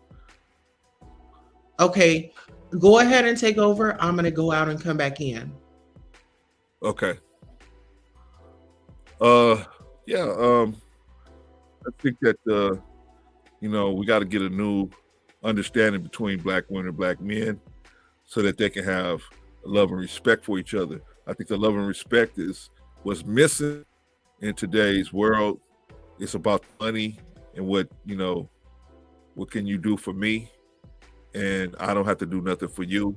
That's what I hear a lot of times, especially with the younger women, the younger sisters. They will have that type of attitude, and you can have a lot of fun like that, but eventually that's gonna run into the ground. You know what I mean? We all gonna get to a certain age where we want at least one person right there. We know we can depend on this person. Yeah. But if you don't. So go ahead. I was gonna say, I feel like the black women in our community, my younger sisters, I just want to get this message out to you. Do not coddle your sons. Let them be men. Let them be little boys. Do not coddle them. Don't act like that's your man. Yeah. Learn some distance and learn some respect, because you'll regret it later. If you have daughters, spend time with them. When they're of age, have those conversations with them. And if you are going to have a male figure in their life, I would say make sure your communication is A1 before your child goes and communicate with anybody else. Yeah. Yeah. We just did a show on the numbers of assaults and sex crimes going Sunday, and we had a clip of a chama on there, and they were interviewing him, a pedo. You know what he said? The first thing he looks for when he's trying to find a child to groom. What? The first thing he looks for is, he said, the father. He said he will not approach the child if the father's a threat. That's the first thing he said. Oh, wow. I know, but see, a lot of times we don't understand. I mean, as us black men and women too, understand we got to watch the people we putting around our children, right? Mm-hmm. But especially us as dads, we gotta learn how to stay involved. Gotta learn how to stay involved, because if a lot of times these type of dudes won't even approach the child. He said out of his own mouth, they won't even approach a child if they see that the father's there and he's on post and he's strong. they won't even approach a child like that. There's a lot of this stuff we could cut out. We could get rid of it. Just us as black men, better on dealing with our children, even if we ain't in the house with them, just popping up and showing people that, oh no, this child is covered, right? This child is protected, So, but yeah, get to the men and women relationships. I don't know. I see the problem is going to switch because there's so many available women to not so many available men, that thing is going to switch, and what's going to happen is women are going to have to learn how to cold approach in. That's what's going to happen, especially in the black community. That's a very serious issue, very serious situation in the black community, very serious. Because black men typically jump out and date outside, but it's a little more difficult for black women to do it. They can date, but as far as like being in long-term relationships with other races, the success rate for black women is very low compared to the success rate of black men that date outside their race. It's very, very low. Oh, wow. Yeah. Well, you know what? I feel like black women should explore dating outside of their race, like just take a chance, and if it's for you, it's for you. If it's not, it's not. But don't just keep yourself to one group of men, that you're seeing, oh, I can't find a good man. Oh, I can't. You keep saying that you can't, so that's why you can't find them. And that's the thing. Stop trying to find him and let him find you. Yeah, but see, you got a serious problem today. The good man's not going to find you today because the competition is so stiff. There's too much competition out there. Before wasn't as much competition, right? People were staying in these marriages. People were staying in these long-term relationships. You have to worry about these women jumping out of these long-term relationships or long-term marriages after 10, 20, 17, 18 years. Now, it's like Tia Mowry. You got women like that all the time. They jumping out of these marriages like, oh, well, Well, no. Did you hear the accusations? No. The accusations, her husband was playing for the other team, and he was scoring some touchdowns, okay? Allegedly. Wow. Okay. Bisexual. But still, okay. And see, that's another thing. Us black women, we will lie till we unalive. We'll take that lie to the grave with us. We're too loyal, I feel like, at times. I don't think it's being loyal. I think you're trying to make it work. And but at some point you have to realize, out of me, then what do I do? My hands are tied, But what I'm saying is, at a certain point, you're gonna have to realize that it's not gonna work, right? Certain point, you say, okay, this is it. I gotta let it go, because now it's not safe for me emotionally to do this, right? So, but I mean, if you signed up, if you, especially in a marriage, you signed a marriage, you didn't sign up only good days. You signed up for the good days and the bad days. There's gonna be some days where you gonna cry. There's gonna be some days where your stomach is gonna hurt. There's gonna be some days where you're gonna be laughing. There's gonna be days you'll be happy. Days you're gonna be looking at family and you're gonna say, man, I love these people. There's gonna be days when you look at them and you're gonna say, I can't stand none of these people. Really? I mean, it's reality, right? It's reality. And I think people look for this fairy tale relationship. You know, it's like, that's why I don't watch a lot of TV, because people watch these movies and it gets stuck in their head that this is supposed to be it. You know, it's supposed to be glamorous and you're supposed to do that. No, it's compromise. It's growing. It's experiencing.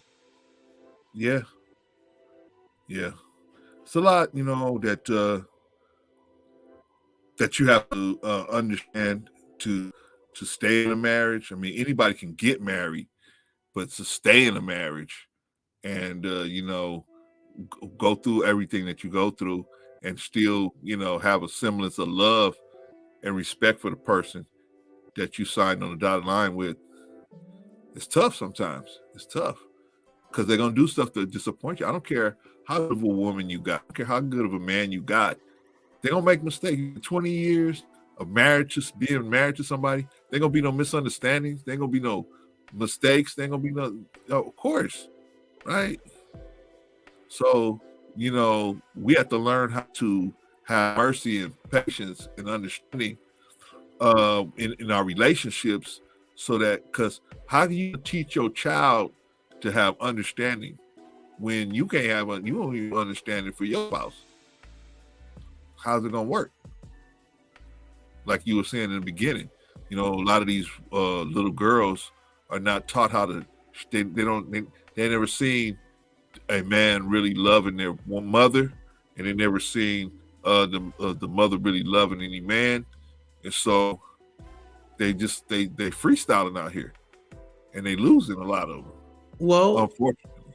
and then seeing the mother with multiple women, or seeing the dad with seeing the mother with multiple men, and then maybe seeing the dad with multiple women. I mean, that can throw kids off too, because it's like, okay, this is the life, you know, because our parents are our first role models. Correct. Yeah. So, you know, I mean, it's tough, but like I said, it all comes back to love. You really love somebody, you're gonna try to walk through the fire with them. You know what I mean? As far as you can go. When it gets to the point where you can't walk no further, then you know, of course, you got to say to yourself, okay, well, this is as far as I can go in this situation, and then either the person gonna, you know, rethink what they're doing, or you gonna have to let their hand go. That's the hardest part, you know. But Absolutely, in my opinion, the people today, see, 50 years ago, sex wasn't the number one issue in developing relationships and marriages. But in today's world, sex is the number one thing, right? oh, it's everything. Right. It is everything. Listen here, if you don't want to give it to me, I will go on this site. I will go and da da da. You know, it's right. so convenient, right at your hand. But it's unfortunate because you're putting the cart before the horse. You know what I mean? The sex should develop with the relationship. Sex should develop the same pace as the relationship. So it should get, as the relationship expands, the sex should expand, right? Love and respect should expand with all of that together. But in today's world, come in with the bar so high sexually, and then where's it gonna go? Where's the bar going after you have it high? It's like taking a woman out on the first date for a $300 dinner. Can't go back to a $100 dinner. She's going more. Took her to a $300 dinner. Now the next one you got to take her $400. The next one you take gonna have to be $500. You put the bar too high. Got to bring the bar down and say, okay, what I really want to do is get to know you. That's what I really need to do. I need to see how you're gonna respond in different situations, and then maybe we can grow to love each other, right? But in today's world, oh man, she got that thing, he got that thing. I'm just gonna I'm gonna roll the dice and go and jump into this relationship with this person.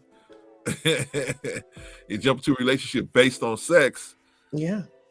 And sex is not something that is sustainable for a relationship. You know what I mean? But it's not everything.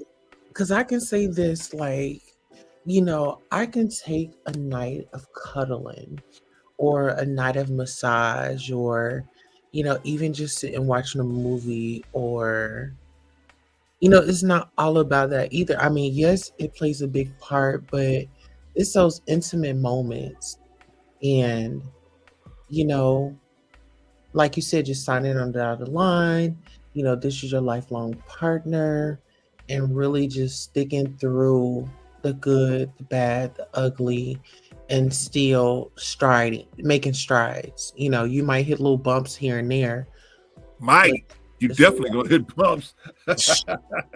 Curves and everything. Tear up a tire. I've been married 33 years. Yeah. Oh wow! Definitely gonna hit bumps. Definitely gonna hit bumps. You're definitely gonna hit bumps. You're gonna have the stuff that you saw coming and stuff you didn't even see coming come and get you. You know what I mean? Mm-hmm. So when you say those vows, don't forget the part where it said for better or for worse. You forget the worst part. For better or for worse. And that don't mean you stay with somebody that's abusing you. I'm not saying that. What I'm saying is you try to help them through the problems that they have. And now, when it get to a point where the problem that they have is bigger than your ability to try to walk them out of it, and there's nothing else you can do but just get yourself burnt by hanging out with them, then you have a decision to make. Mm-hmm. But at least you should try. Try.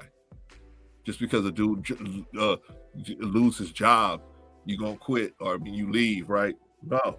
Mm-hmm. Just because a woman cut her hair, I like their hair long, I don't want to be there no more. See, no. Yeah. But we don't know how to be in relationships, functioning relationships, I'd say. It's the effective communication that we lack, I feel like I'm gonna say us as a community, it's certain things wasn't taught to us, like financial literacy. It's a lot of things that our older generation dropped the ball on, and so it's not about a blame game. It's about when you know better, you do better, and we've got to educate ourselves, stop holding all that anger and stuff up in our hearts and stuff because it makes you sick. Yeah. It's I mean, we have the Hispanic and the Latinos that come over here from Mexico, and they will stay 10 to a 3-bedroom apartment. You are going to have issues there, but they get along. They make it work. They make it work. I'll say that. And, but Black people, we just been conditioned. You know how you condition somebody? We've been conditioned to be dysfunctional. Clarence, it's fear, envy, and distrust was put out for us to keep us separated. Fear of, okay, I'm in fear of Clarence, getting ahead of me. We work at the same place, but, he didn't, I wonder if he gonna get a raise. Let's get him up out of here. Getting you fired. That's fear of you growing. Envy. You done started a business. Oh, I ain't going to support him. $7.99? No, ma'am.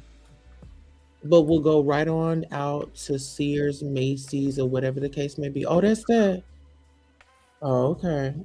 Let me swipe my card. Yeah. Distrust. Oh, Clarence got a business. He's hiring. I ain't giving him my social security number. Oh, no, ma'am. But see, like I said, it all goes back to slavery, where the seeds of envy, jealousy, and distrust was sowed in us. We were kind of encouraged to distrust each other, because if I'm the master, I want my slaves, my house Negroes, and my field Negroes to have some kind of animosity towards each other.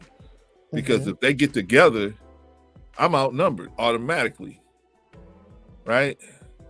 So we gotta have them to have they gotta have animosity. Plus, if they hating on each other, they ain't got time to hate on me, right? They ain't got time to watch my movements. They ain't got time to, think, man, you know what you're telling me is wrong, right?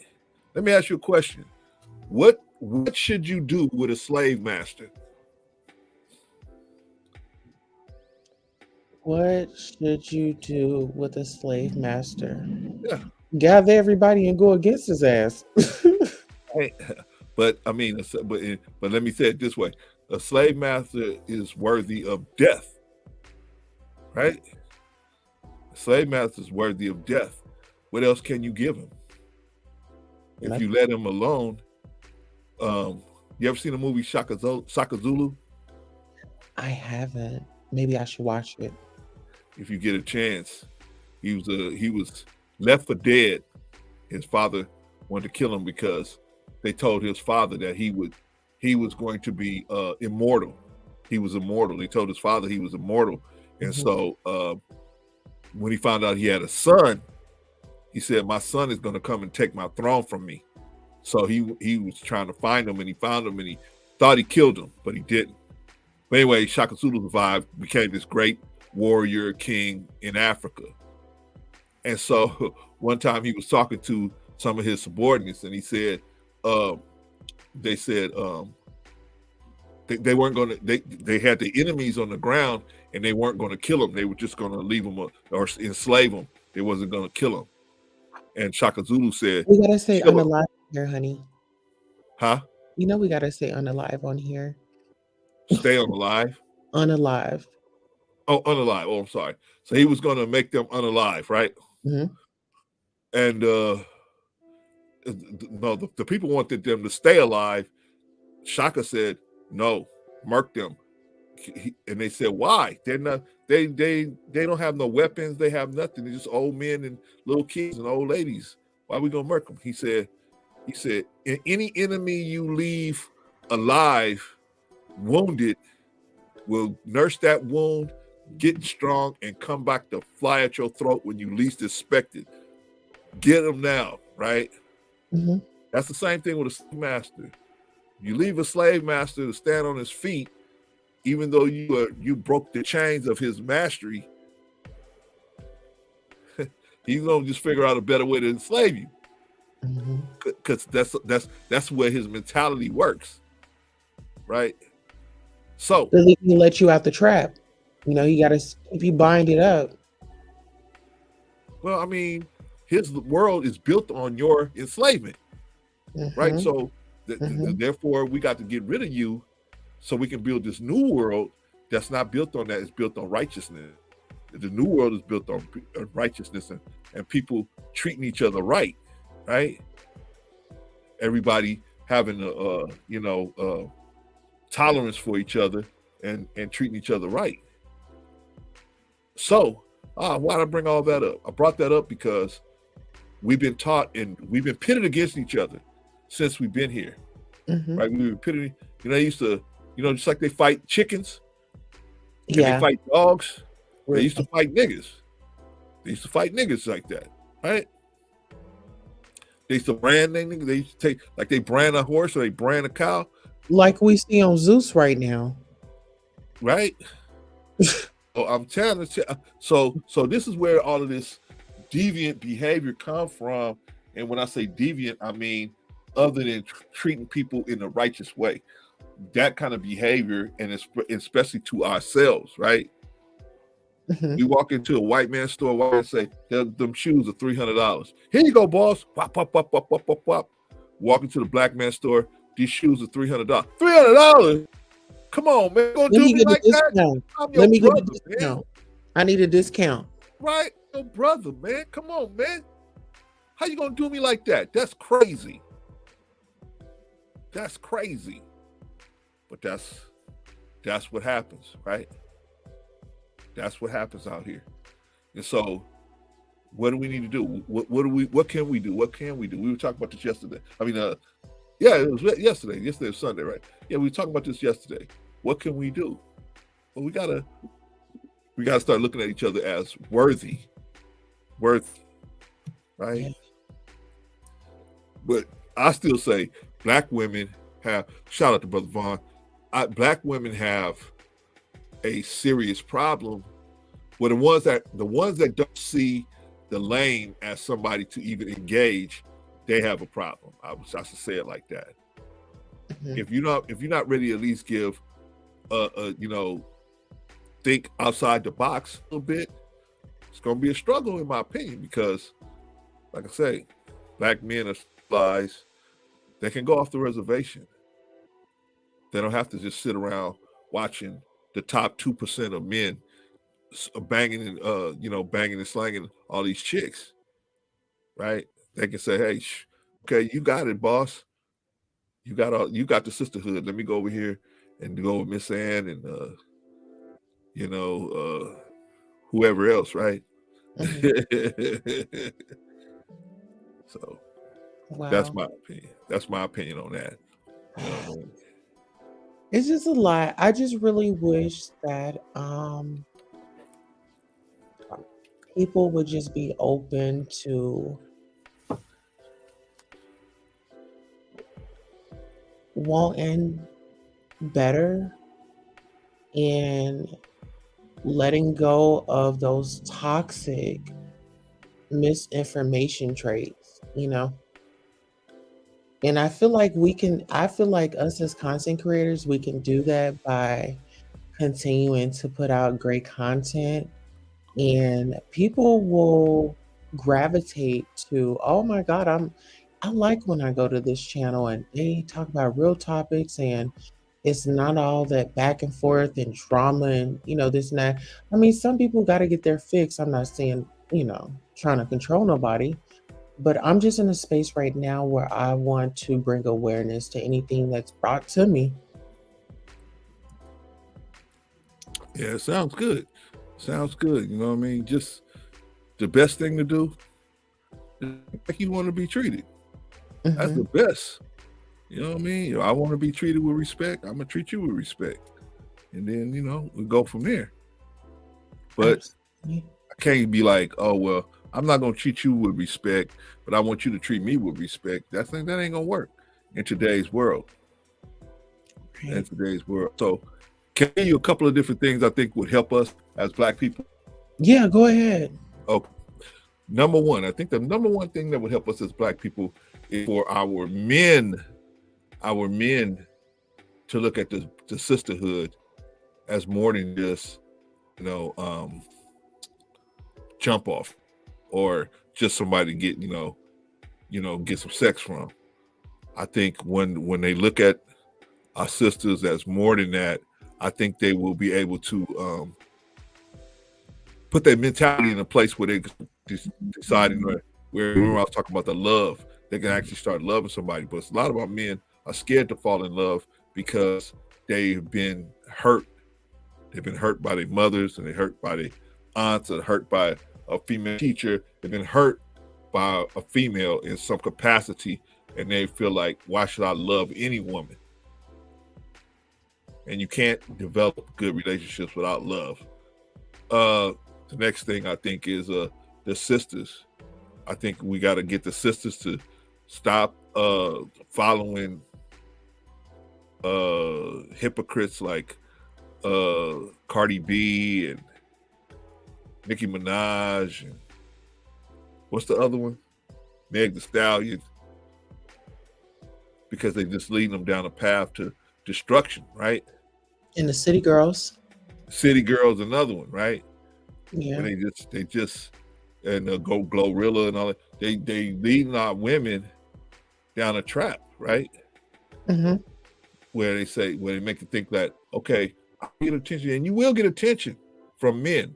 You will always get attention from men if you know how to play the sexual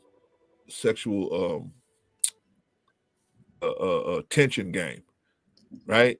But let's just say this: you might be playing that game, but you might be listening to that music, but they are not informing you of HIV, herpes. I mean, all of these other things that come along with being that hot girl and Yeah, jumping on, you know. yeah. You know what that's called? It's called mass hypnosis. This is mass hypnosis. They're using the music to hypnotize the people, especially our young people, hypnotizing them, thinking that promiscuity, disrespect, and low self-esteem is the way to barrel through life. Mm-hmm.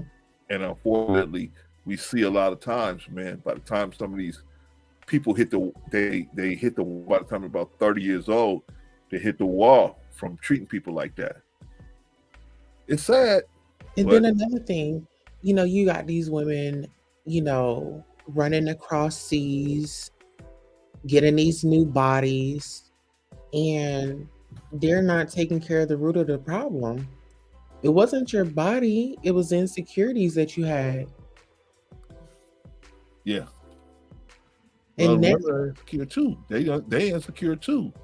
yeah, but now they're on a high because now you didn't got your body done. Now it's time for you to get your boobs or your lips, and it becomes this high that they chase. Yeah, without even fixing the thing that they need to fix, which is their personality and behavior. Hmm. No man is going to want to stay with a woman that treats him like he's a female, or that he looks at is more masculine than him. If he feels like somebody's more masculine than him, he's not going to want to have sex with her, not going to want to stay with her. Eventually what ends up happening is somebody comes along that shows him that what a real one is. And that's when the woman gets in trouble. Same thing with the men. Men, they treat the woman wrong and everything, and then she goes to work. There's Tyrone right there at the work. Oh, let me buy you that. Let me open that can for you. Let me do it.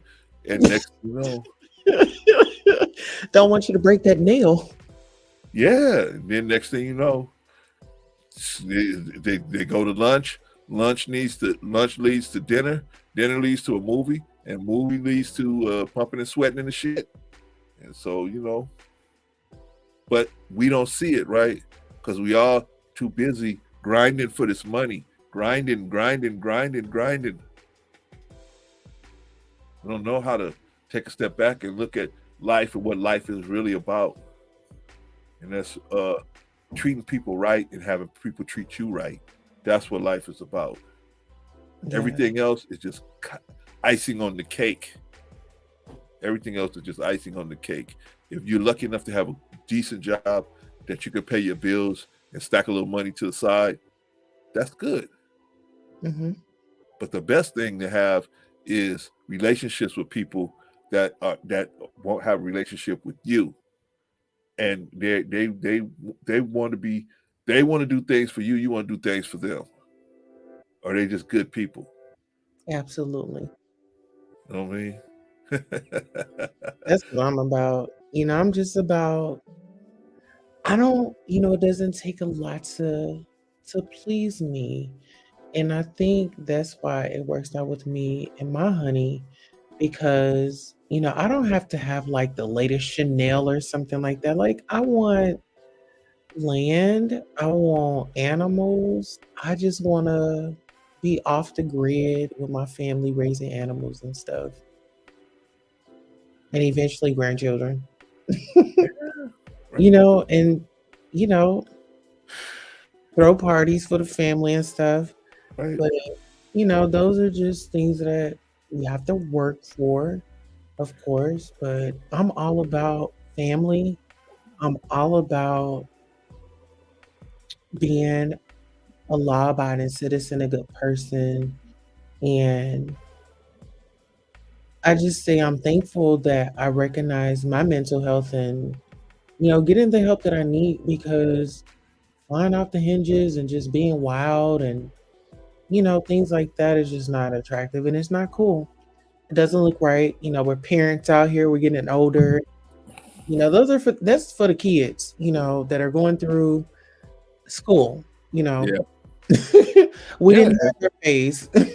And I mean, most people, when they get older, their patience gets thinner. You know what I mean? You got a lot of patience when you're young. But as you get older, incompetence is really a drag, man. You don't want to, see somebody that they know how to treat you, but they're not treating you right for whatever reason, and so you can get people get complacent, right? Right. Hey, CJ. Huh? Oh no, I was saying, hey, CJ, the cat. Oh, okay. Yeah. People get complacent, and they get complacent in the relationship, and they say, I don't have to tell her I love her no more. She said, I don't have to, cook his meals anymore. And all we doing when we do stuff like that, we get complacent. All we doing is farming that job out. Somebody else gonna pick that job up, right? If you ain't cooking meals, somebody else is gonna come along and cook them. Mm-hmm. You ain't, paying the bills. Somebody else is gonna come along and pay those bills. You know what I mean? But how do you feel? Do you think it's 50-50 in a relationship, in a marriage? No. It's different. It's dynamic. It's not static like that. You see, think it's static. Okay, it's 50-50. It's 50 this person, 50 this person. No, you're gonna have days where you as the man gonna be 90% and the woman gonna be 10%. Then you're gonna have another day where the woman gonna be 90%, you're gonna be 10%. Then you're gonna have another day where you're gonna be 70% and she gonna be 30%. It's dynamic, it's fluid, because things happen. That's the whole point in marriage. Things happen. It ain't just like, okay, well, it's gonna be perfect, clear, sunny skies for the rest of the life. No, stuff gonna come up, man. You know what I'm saying? If you marry a woman, and especially a woman that hasn't a lot of activity before she got married, sometimes some of these women can have what we call secret desires. You know what I mean when I say secret desires? Mm-hmm. Okay, well, let me explain for the audience. The secret desire is a hidden desire. A hidden desire is a secret desire is something that you consciously know you want to do, but you know if you express it, it could threaten the relationship, right? So you don't say anything about it. You just keep it close to your heart. A hidden desire is a desire that you don't even consciously know you have until something happens to open it up for you that you can see it, right? For example, a woman goes to work every day, has family, we go to work every day, and the man has gotten caught up in the complacency of not saying, give me a kiss before I walk out the door, and all this lovey-dovey stuff, right? Here's Tyrone, right? Here's Tyrone at the office. Hey, let's go get some, hey Queen, let's go get something to eat. Hey Queen, let's go do this. No, I got a man, I don't want to do that. Okay. Here he come again, and a week later. Queen, I'm telling you, man, they got some good tacos down the street. Let's go in and get some tacos, just me and you. And then, you say no. But how many times you gonna say no? That's what people don't think about. If you got a good-looking woman, if you got a good-looking man, people are throwing it at them. How long are they gonna say no if you're not on your job? Then you gonna get mad and say, well, he cheated on me. Yeah. She cheated on me. Yeah. So She went for them tacos and got her feet rubbed. Okay. Exactly. Got them tacos, and the tacos led to dinner, and the dinner led to the movie, and the movie led to the pumping and sweating in the shed, right? Right? That's how it happened. That's how it always happens.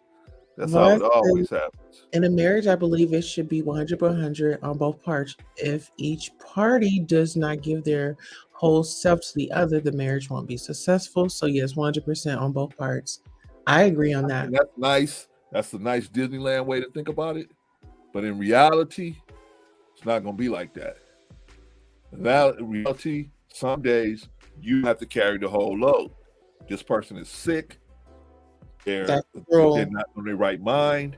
They've been, they got people at the job talking to them, and then they got their mind twisted, and so they don't know. They're doubting the relationship, right? And you may have to carry the relationship behind that for a while until they get their head together. Man, I was tripping. I don't even know, like Jody and what's that? Baby Boy, right? Mm-hmm. You're tripping for a while because these people are on you like that. And then after they not on you no more, you got time to think, say, what am I doing? Why would I even risk what I got going on for this situation? But sometimes it takes time for a man to go through that. Sometimes it takes time for a woman to go through that, even though you're in a relationship, even though you're in a marriage. Because, it's full of screwballs. That's why I was talking about the hidden desires. Sometimes you got desires, you can be married 4 years, 5 years, 10 years, 15 years. Some of these desires don't come out until the 10th year. The person is cool, everything is cool. And then something happens. Somebody just touched their hand at work, opens up a whole can of worms. Now the wife is crazy because this person touched their hand, right? Mm-hmm. And next thing you know, they're willing to throw the whole marriage away. This dude, that all he want to do is smash, but she's like, I'm gonna move all my love to this man. It happens every day. It happens every day. That's why the best thing to do in a marriage is. This is what Vaughn said. He said, all if one member is down, of course, the other one would take over. That's part of the 100%. I have to always give 100% to my marriage, and so does my wife. Yeah. I agree because I give 100% too. Like, even when I'm not at my best, I still have to put on that mama face. Like, everything is good because we as parents, we shield our children from a lot of, what we can. That's if me and daddy had a damn argument, at dinner time, we're still praying and we're still gonna, come together. So you're still giving that 100%.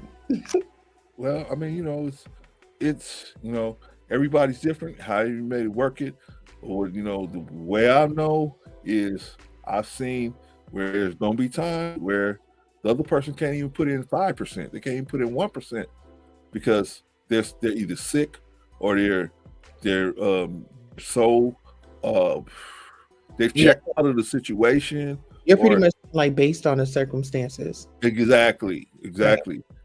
So I try to tell people, hey, that's nice. It would be nice if it was 100 every day. Mm-hmm. But I'm just being real with you. It's not realistic. No, sometimes it's going to be that way. You have days where it will be like that, but most often it's going to be one person pushing harder one day than the other day. Yeah, it's just and it just depends on what comes up, right? Depends on what's come up. Well, that's what we were talking about, the fantasy of it all. Yeah, the fantasy is described that way, but in reality, you're gonna have conflicts. Yeah, exactly. Vaughn says, if my wife is only giving me 50% of commitment, then what's going on with the other 50%? See, you like Vaughn. Vaughn, are you nagging her? I'm not married, so I'm only 5%. Vaughn, No, we no, really have to have you hit the I know what he link. means. I know what he means, but He I'm always saying that sometimes there's extenuating circumstances why the person's not all the way on board. There's extenuating circumstances. For example, I had my mother passed away about 5 years ago, sorry to right? hear. I was not in the relationship. I wasn't given hardly anything in the relationship. Now, my wife had to recognize that was the circumstance of why I was not in it like that. It took time for me to come back around, right? Mm-hmm. Then I can start putting more into the relationship because I was grieving at that time. I was grieving. She was my best friend, other than my wife. She was my best friend, right? I had a really tight circle. So, she when she passed, it hit me hard. It hit me real because it was unexpected. You know, like some people are chronically ill, they have, and they're in the hospital and everything. My mother wasn't in the hospital. She was just fancy free. And next thing you know, I get a call. She's on her way to the hospital. I go to the hospital. They say, we don't see no brain activity. What? Right? You know what I mean? So, but the reason why I'm saying that is because things are going to come up, right? Yeah. You be married, you're going to go through some funerals. You're going to go through some funerals together. Yeah. You can see some births together, right? I was there for all my son's births, right? You're going to see some things together. You're going to see them sick. You're going to clean up. You're going to change their drawers. You're going to do some things that you're going to be like, make you closer to each other, right? Well, let me just say this. We have Von Brian up in here, so I'm going to go on mute. I'm going to let you finish, and then we're going to let him sound off when we get home.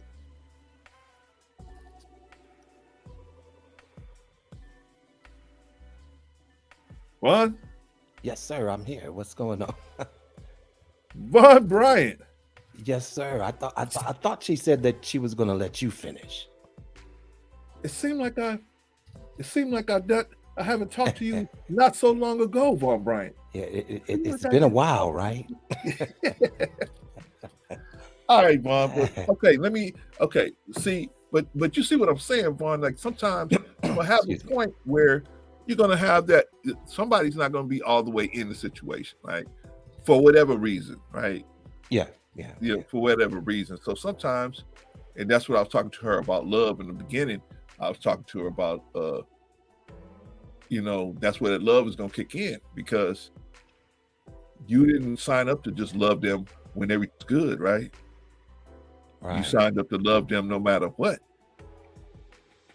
And sometimes those no matter what's hit you hard, right? Well, yeah, hey, I would have to agree with that. Sometimes the no matter what's do hit hard. Yeah. But because of your commitment, you are still obligated to give that 100%. Yes. Because it could be the other way around. Like, you're talking about your spouse. Yeah. But then it can be you as well. Yeah. And see, so she's not going to give you 50%. She's going to give you 100%. And so when I say it should be 100, it's because we both need to be dedicated to the marriage. Agreed. So that's what I mean when I come with that. Now, I do know that there's time where I may have to pick up the slack, because hey, I'm the man. I'm the provider. I'm the, you see what I'm saying? I'm the protector. I get it. You see, but we're both going to operate in each other's roles. You see what I mean? But nevertheless, I'm giving 100% and she's giving 100%. Agreed. And this has nothing to do with financial, like 50-50 that these people are talking about when they say, well, oh, guess what? You pay half the rent and I pay half. No, none of that. There were times where I lost a job and she was working. See what I'm saying? Right. And until my unemployment came into fruition. Kicked in, as you said. See, she had to do what she had to do. Right. Not that I wasn't still focused. But once that kicked in, then I was able to move into a different mode. Okay, it's got to be beyond, unemployment. It's got to be beyond the unemployment check. Right. I'm going to get that for a couple of years. So wait. Let me go to school. What do you want to do, brother? Oh, I'll become a surgical technician. You see what I'm saying? And so I was able to do that. So, but that's me giving 100%, even though I was unemployed. Right? Yes. So that's what I mean by the 100%. And Brother Clarence, you know I love you, man. You know, we're brothers from a different mother, but man, you're my brother.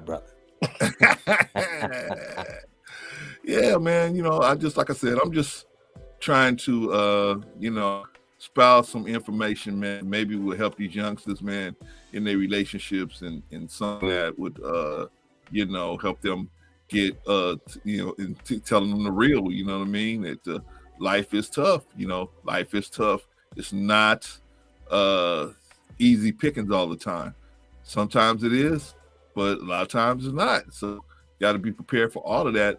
Preparing your soul, your spirit and your soul to be a good person. How can you want a good person to be around you, a good person to want to be interested in you, and you are not a good person yourself?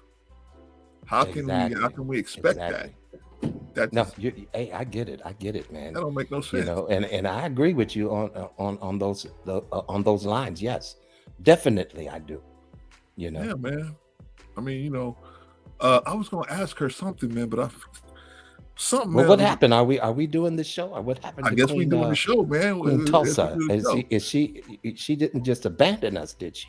Nah, I think just got some you know, she's writing out our checks, man. Technical difficulty? Could that be it? No, she's writing out our checks, man. She said, man, I'm gonna pay these cats for coming on to the show. I'm gonna pay them. You know, because she got money like that. You see, she got 2,000 subscribers, man. Wow. She got it going on over here, man. We over here struggling with a little 700 subscribers. But that's an accomplishment, man. Come on, accomplishment, man. Because don't act like that. See, because you want faithful people now. Yeah. You know, it's nothing like having 1 million subscribers, but you only have 5 faithful people. See, man, that's a different story. That's right. So, yeah, man. Yeah, man. Because I was like, man, we just chugging along, man. But we the little engine that won't stop, huh? That's all good, man. It's all good. Well, here, guys. I can't pay you, but I can give you promo. You know what? You ain't got to do all that. About. All it's a coalition. It's not a competition. Shut out your channels. And look, and I'm not in black and white tonight. I'm in color. Hey, my man. Yeah. So, only thing I would ask Queen is that if you would bless us tomorrow, if you got the time. You know, we're going up at I don't know what coast you on, but I'm on the West Coast. We're going on at 3 p.m. I believe. Okay, I'm Central. Okay, so what's that? That's 5 for you. That's 5 p.m. for you, right? Oh, 5 is perfect. Yeah. So we're gonna talk about some of the stuff we were talking about earlier today. So, you know my channel. You're gonna let us know your channel. Okay. My channel is Let's Talk the Better Black Life, and you know, you can go over there, and that's where we are. You know what I mean? And, we're gonna have a conversation tomorrow, talking about the Aretha Franklin thing. Might talk about a few other things, but want you to step through so that you know, we can get your opinion on some stuff. Because and you know, it's no judgment zone. You know, I like the way Brother Clarence rolls because, you know, we don't subscribe to people throwing people under the bus. I don't appreciate that myself. You know what I'm saying? So we're all adults. So number one, we should be able to have an adult conversation. Of course. But you know what? I think that if we do that and we're well-rounded with the topic, you know, then people could definitely gain something from it. And that's the purpose, is for you to gain something from it. Right. You know, not to walk away offended, not to walk away with your head down, not to walk away, you know, pissed off, you know, but something that you could say, wow, I didn't see these different aspects of this topic. Well, Queen been on our show before. We've been nothing but hospitable, haven't we? Oh, always. Anytime I come over. Yeah. So we ain't. Well, okay, so we're gonna definitely follow suit. Yeah. Now I don't know if Brother Rico will be there, because you know how that that's my boy. That's my guy. That's my guy, though. That's my guy. But I always send him the link. But we'll see. But Queen. Well, Queen, I'm gonna get ready to wrap up and head on out of here, unless you got another question for me. I sure enjoyed talking to you. I actually was about to drop your link so that people can go over and follow you. He has 719 subscribers, so guys, go over and follow him. My head mod, Sonia, I want you guys to follow her channel too. Vaughn, do you have a channel? Actually, I don't, but you can find me quite often over there at this particular show called Let's Talk the Better Black Life. Yes, definitely. But I am all over the place, though. I'm not going to lie about that. I kind of spread myself thin quite a bit. He's always out here in these streets. But no, I don't have a channel. So listen, Vaughn, I have a question for you. Yes. So are you familiar with the JAGUARWRIGHT? Yes, I am, definitely. Okay, so let me go ahead and put on. Oh, I'm here for a minute. I know Brother Clarence has probably exhausted his time, but I'll be here for a moment or two. I don't have a problem with that. Okay, so from what you know and from what you've been seeing online, what is your observation of JAGUARWRIGHT and her husband? Wow. Well, I would definitely say, I'm speaking from the standpoint of someone who has actually sat and followed the story, so I'm not just speaking from hearsay, but I'm just kind of responding to what I've seen. You see what I'm saying? So, that it's a very bad situation, prior to this happening, I recently watched a video of my sister, who is quite talented.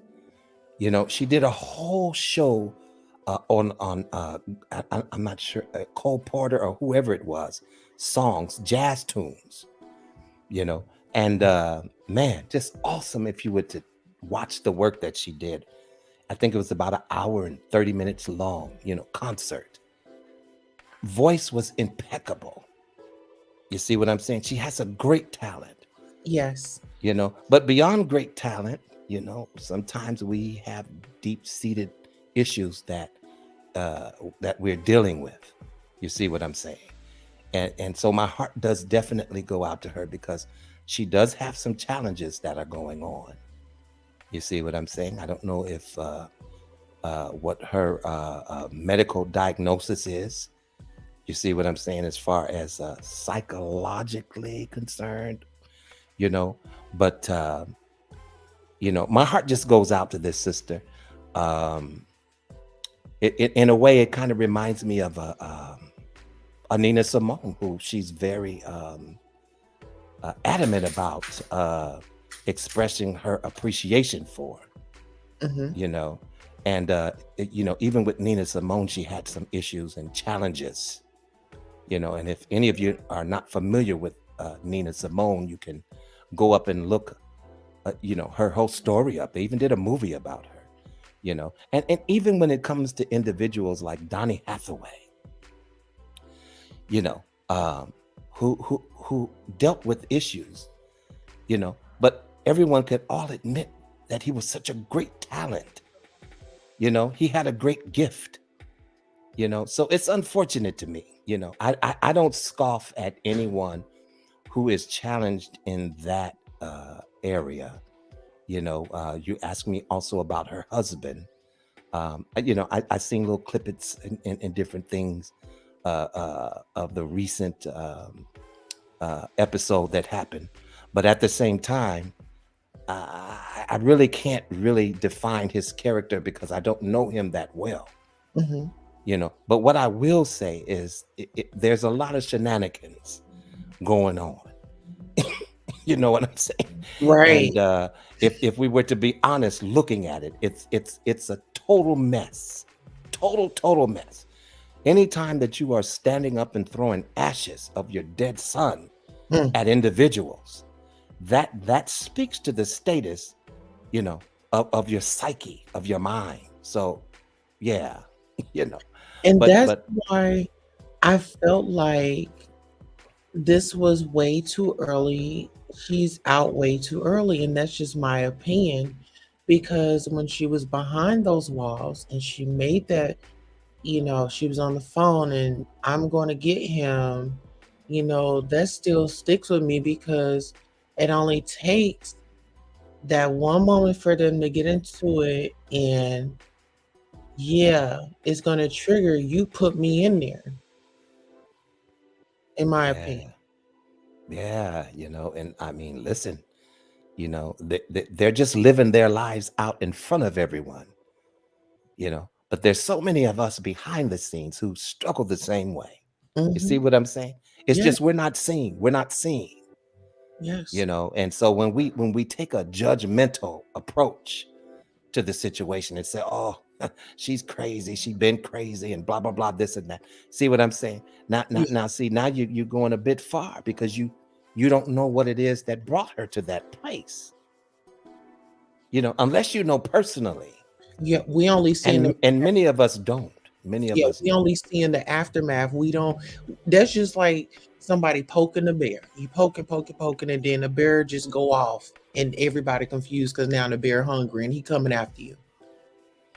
Yeah, exactly. And listen, my thing is that I would hope that she could continue with with that beautiful talent. Listen, if you don't know what stream I'm talking about, you can go on YouTube and search it.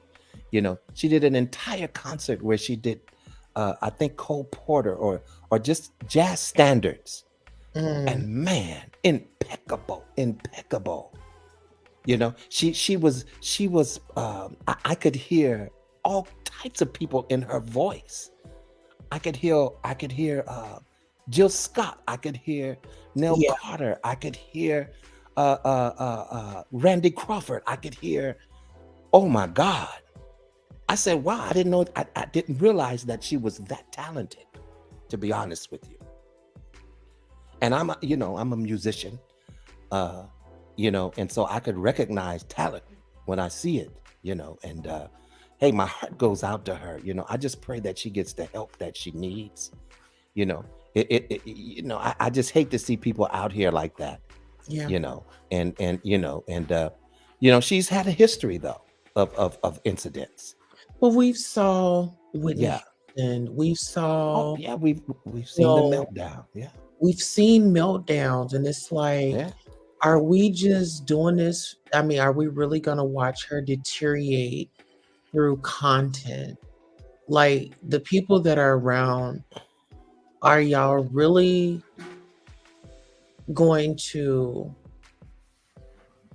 lose out on an opportunity? Because if a person is not healthy, they're really no good.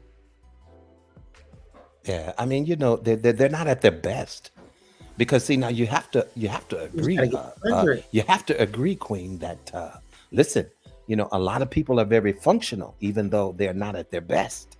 That's true. You see what I'm saying? Look at I look at the accomplishments of Donny Hathaway and Nina Simone, and not just them, but many different individuals. You see what I'm saying? So you Yeah. never know what a person is suffering through. You look at the glam and the glitz and the lights and Mhm. and the glitter, but you never know how, dark, what type of darkness the individual is dealing with. Mhm. And man, it's just a true, it's just a true story.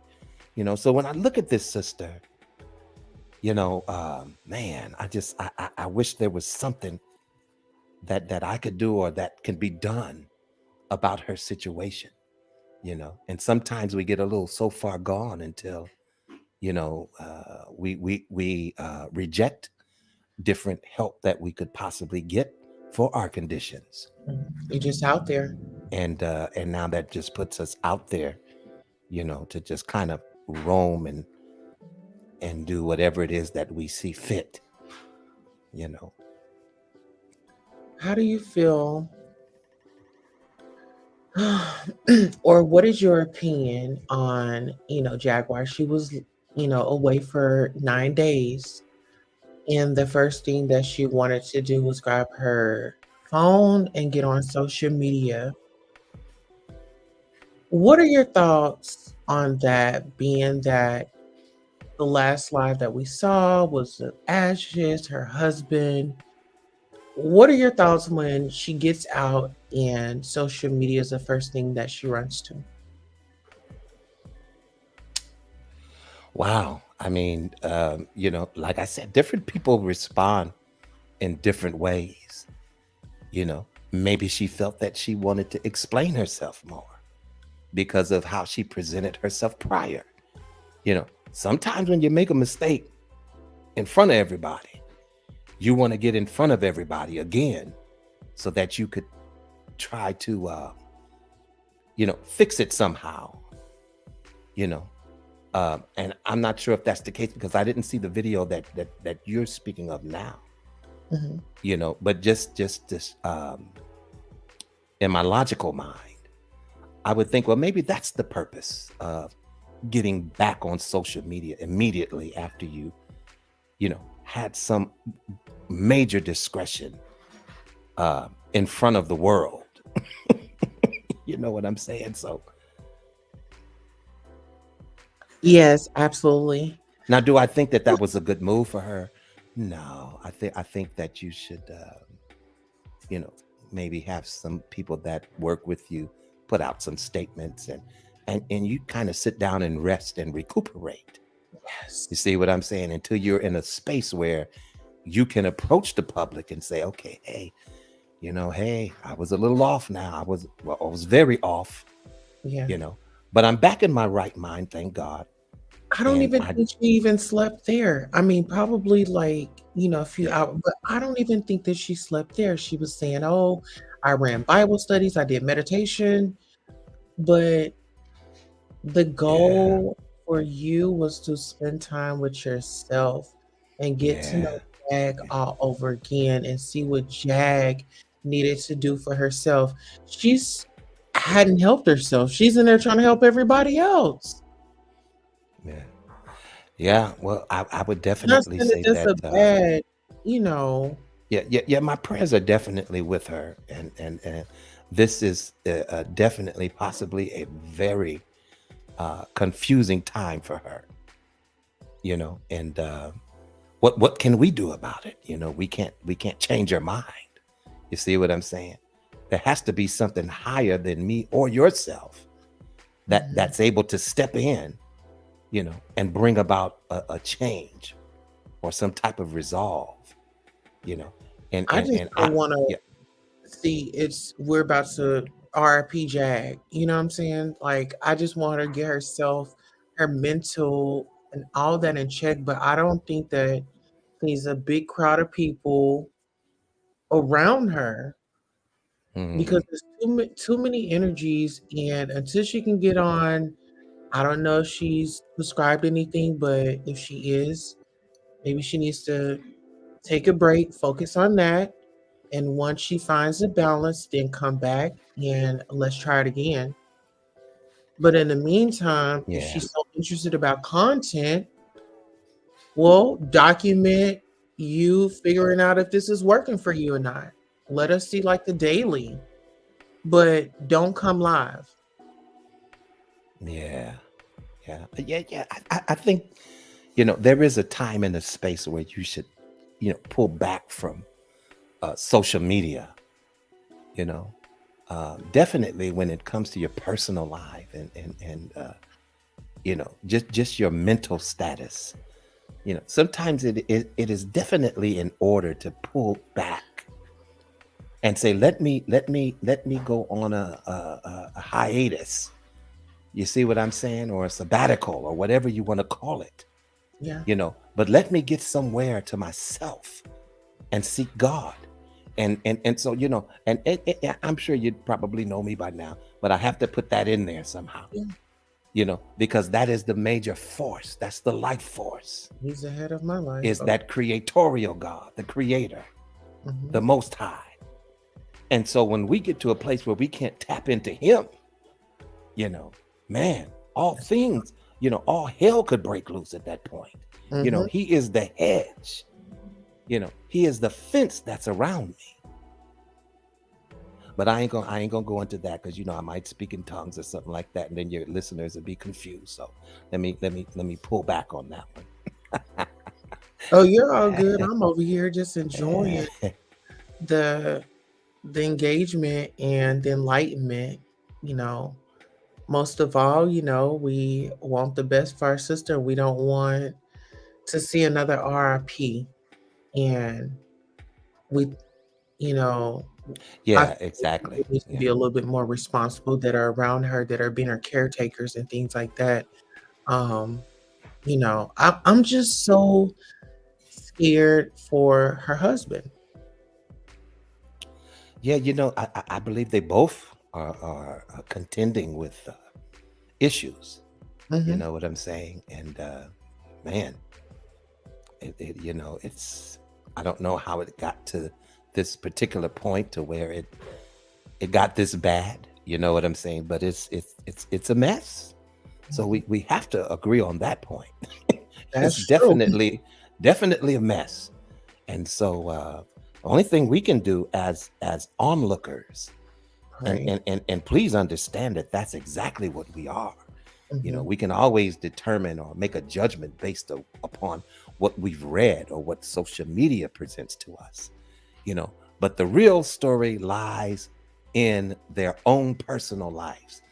That part we can't see, those things that happened prior to build up to the culmination of this thing happening.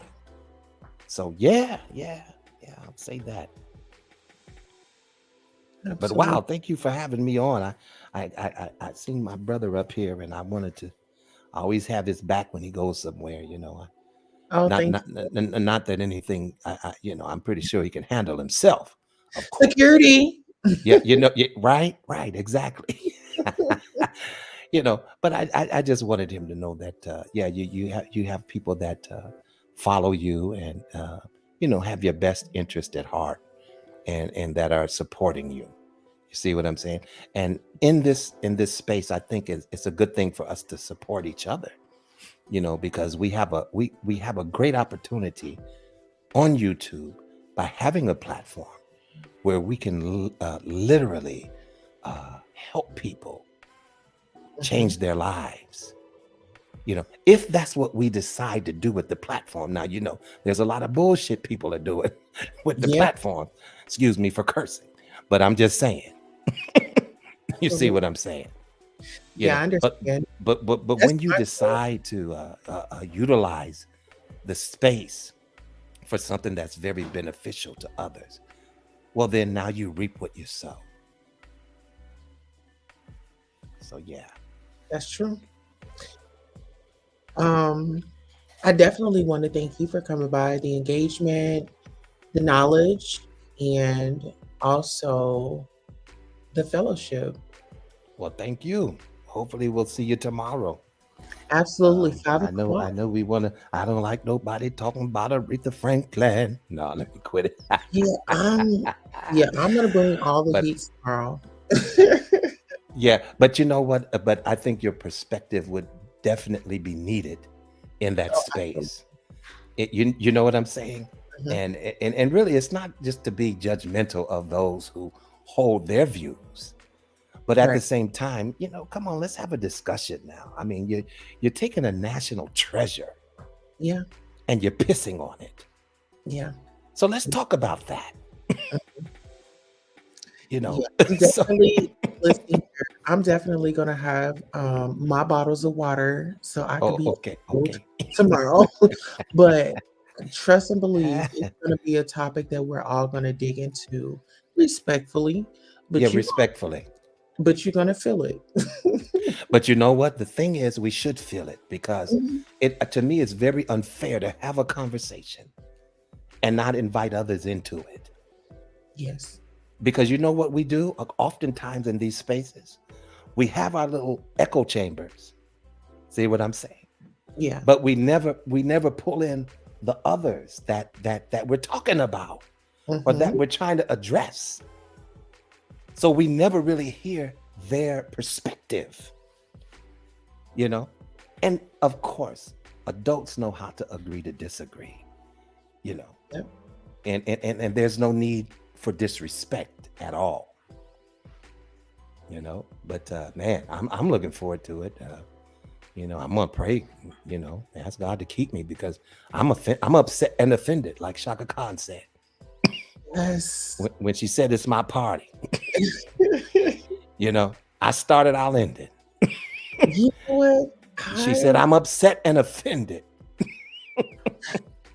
I mean, I'm trying to save some of my commentary for tomorrow. Okay, but I know. No, yeah, let's do that. Let's do that. that's just, yeah. But hopefully your tribe can come over and you know and even be a part of the conversation because it's not just about you, but it's about your tribe. You see what I'm saying? Yeah, it's about my And child. so that could be a very healthy conversation. Yeah, You well, know? we have discussions over here. I'm just making an appearance on our brother's show. Okay, And I well, give very him a good. shout out. I got And you. I got you. so, it's out there if they would like to, but All right.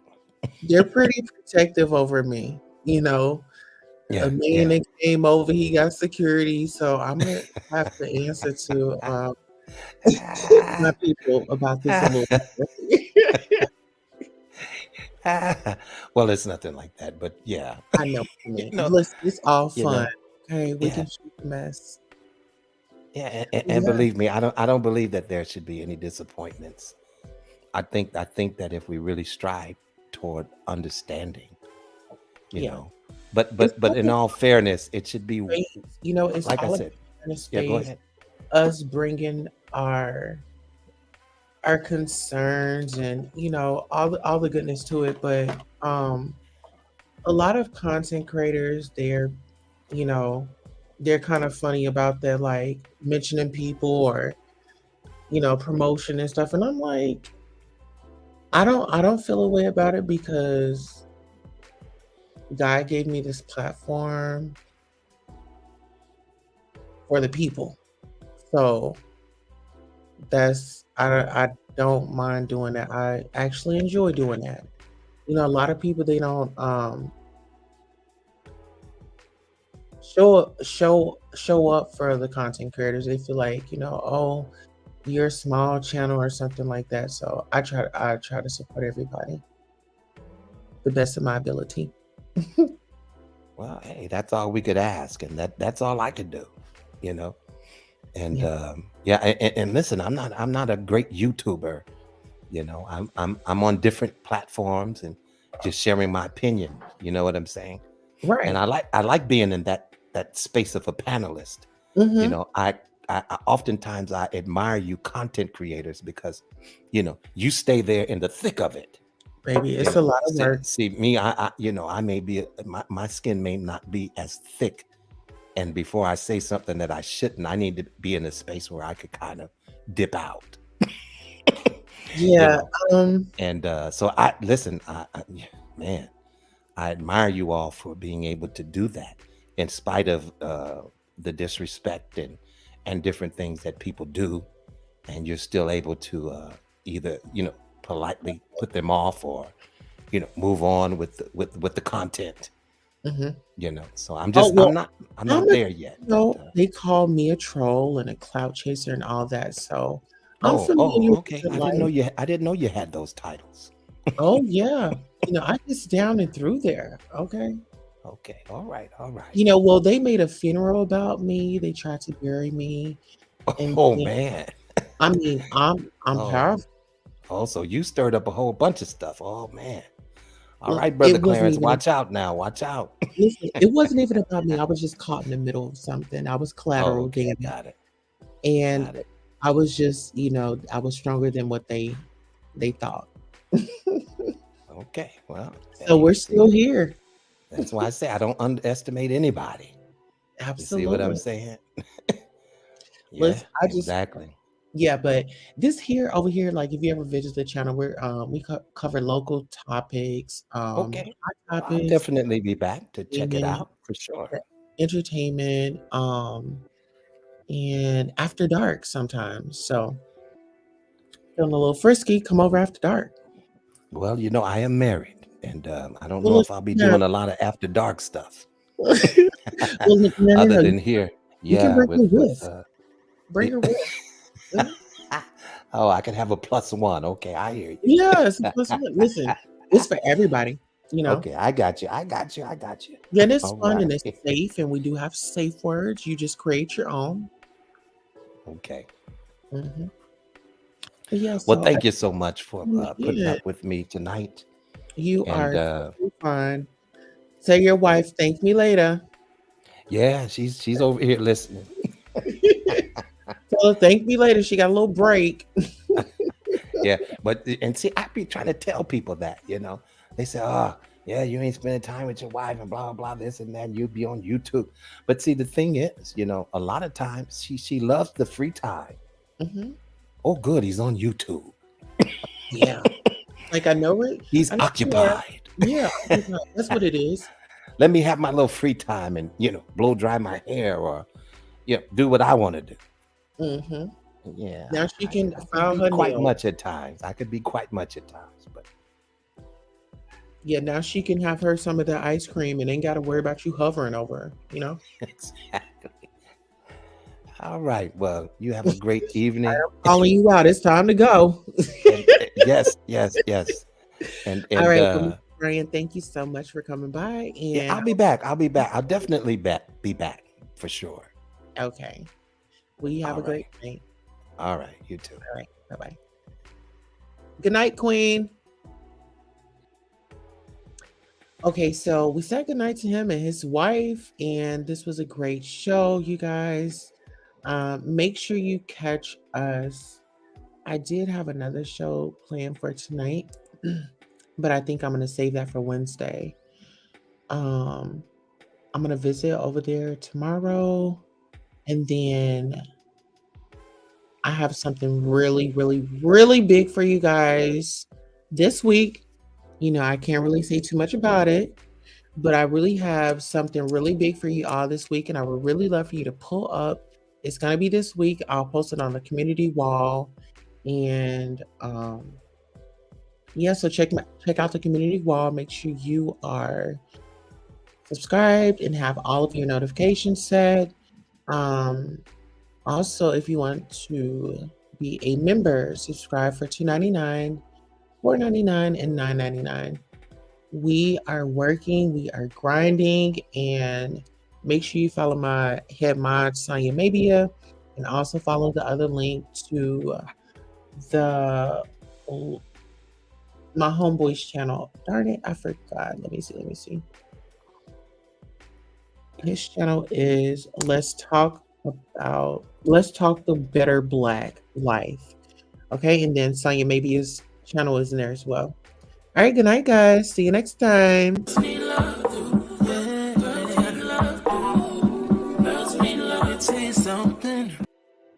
Actually, I can't say goodnight just yet. We had Angela in the building. Hey, Angela. We had Queen Keish. Who else did we have? We had Vaughn. We had CJ the Cat, Norris Tony, Couture Bay. We had Sonya maybe up in here. Who else did we have? I don't want to miss anybody. Tarot's reading. Please follow that channel until Peter Mamik is dragging on the floor. They came up in here as well. So I want to acknowledge everybody that come by, whether if you like please please like, share, and subscribe to the channel. If you like the content, please share it on your social media And also, please, please, please send the girl a cash app. You know what I'm saying? The girl be working. It's beautiful 070707. Make it clap.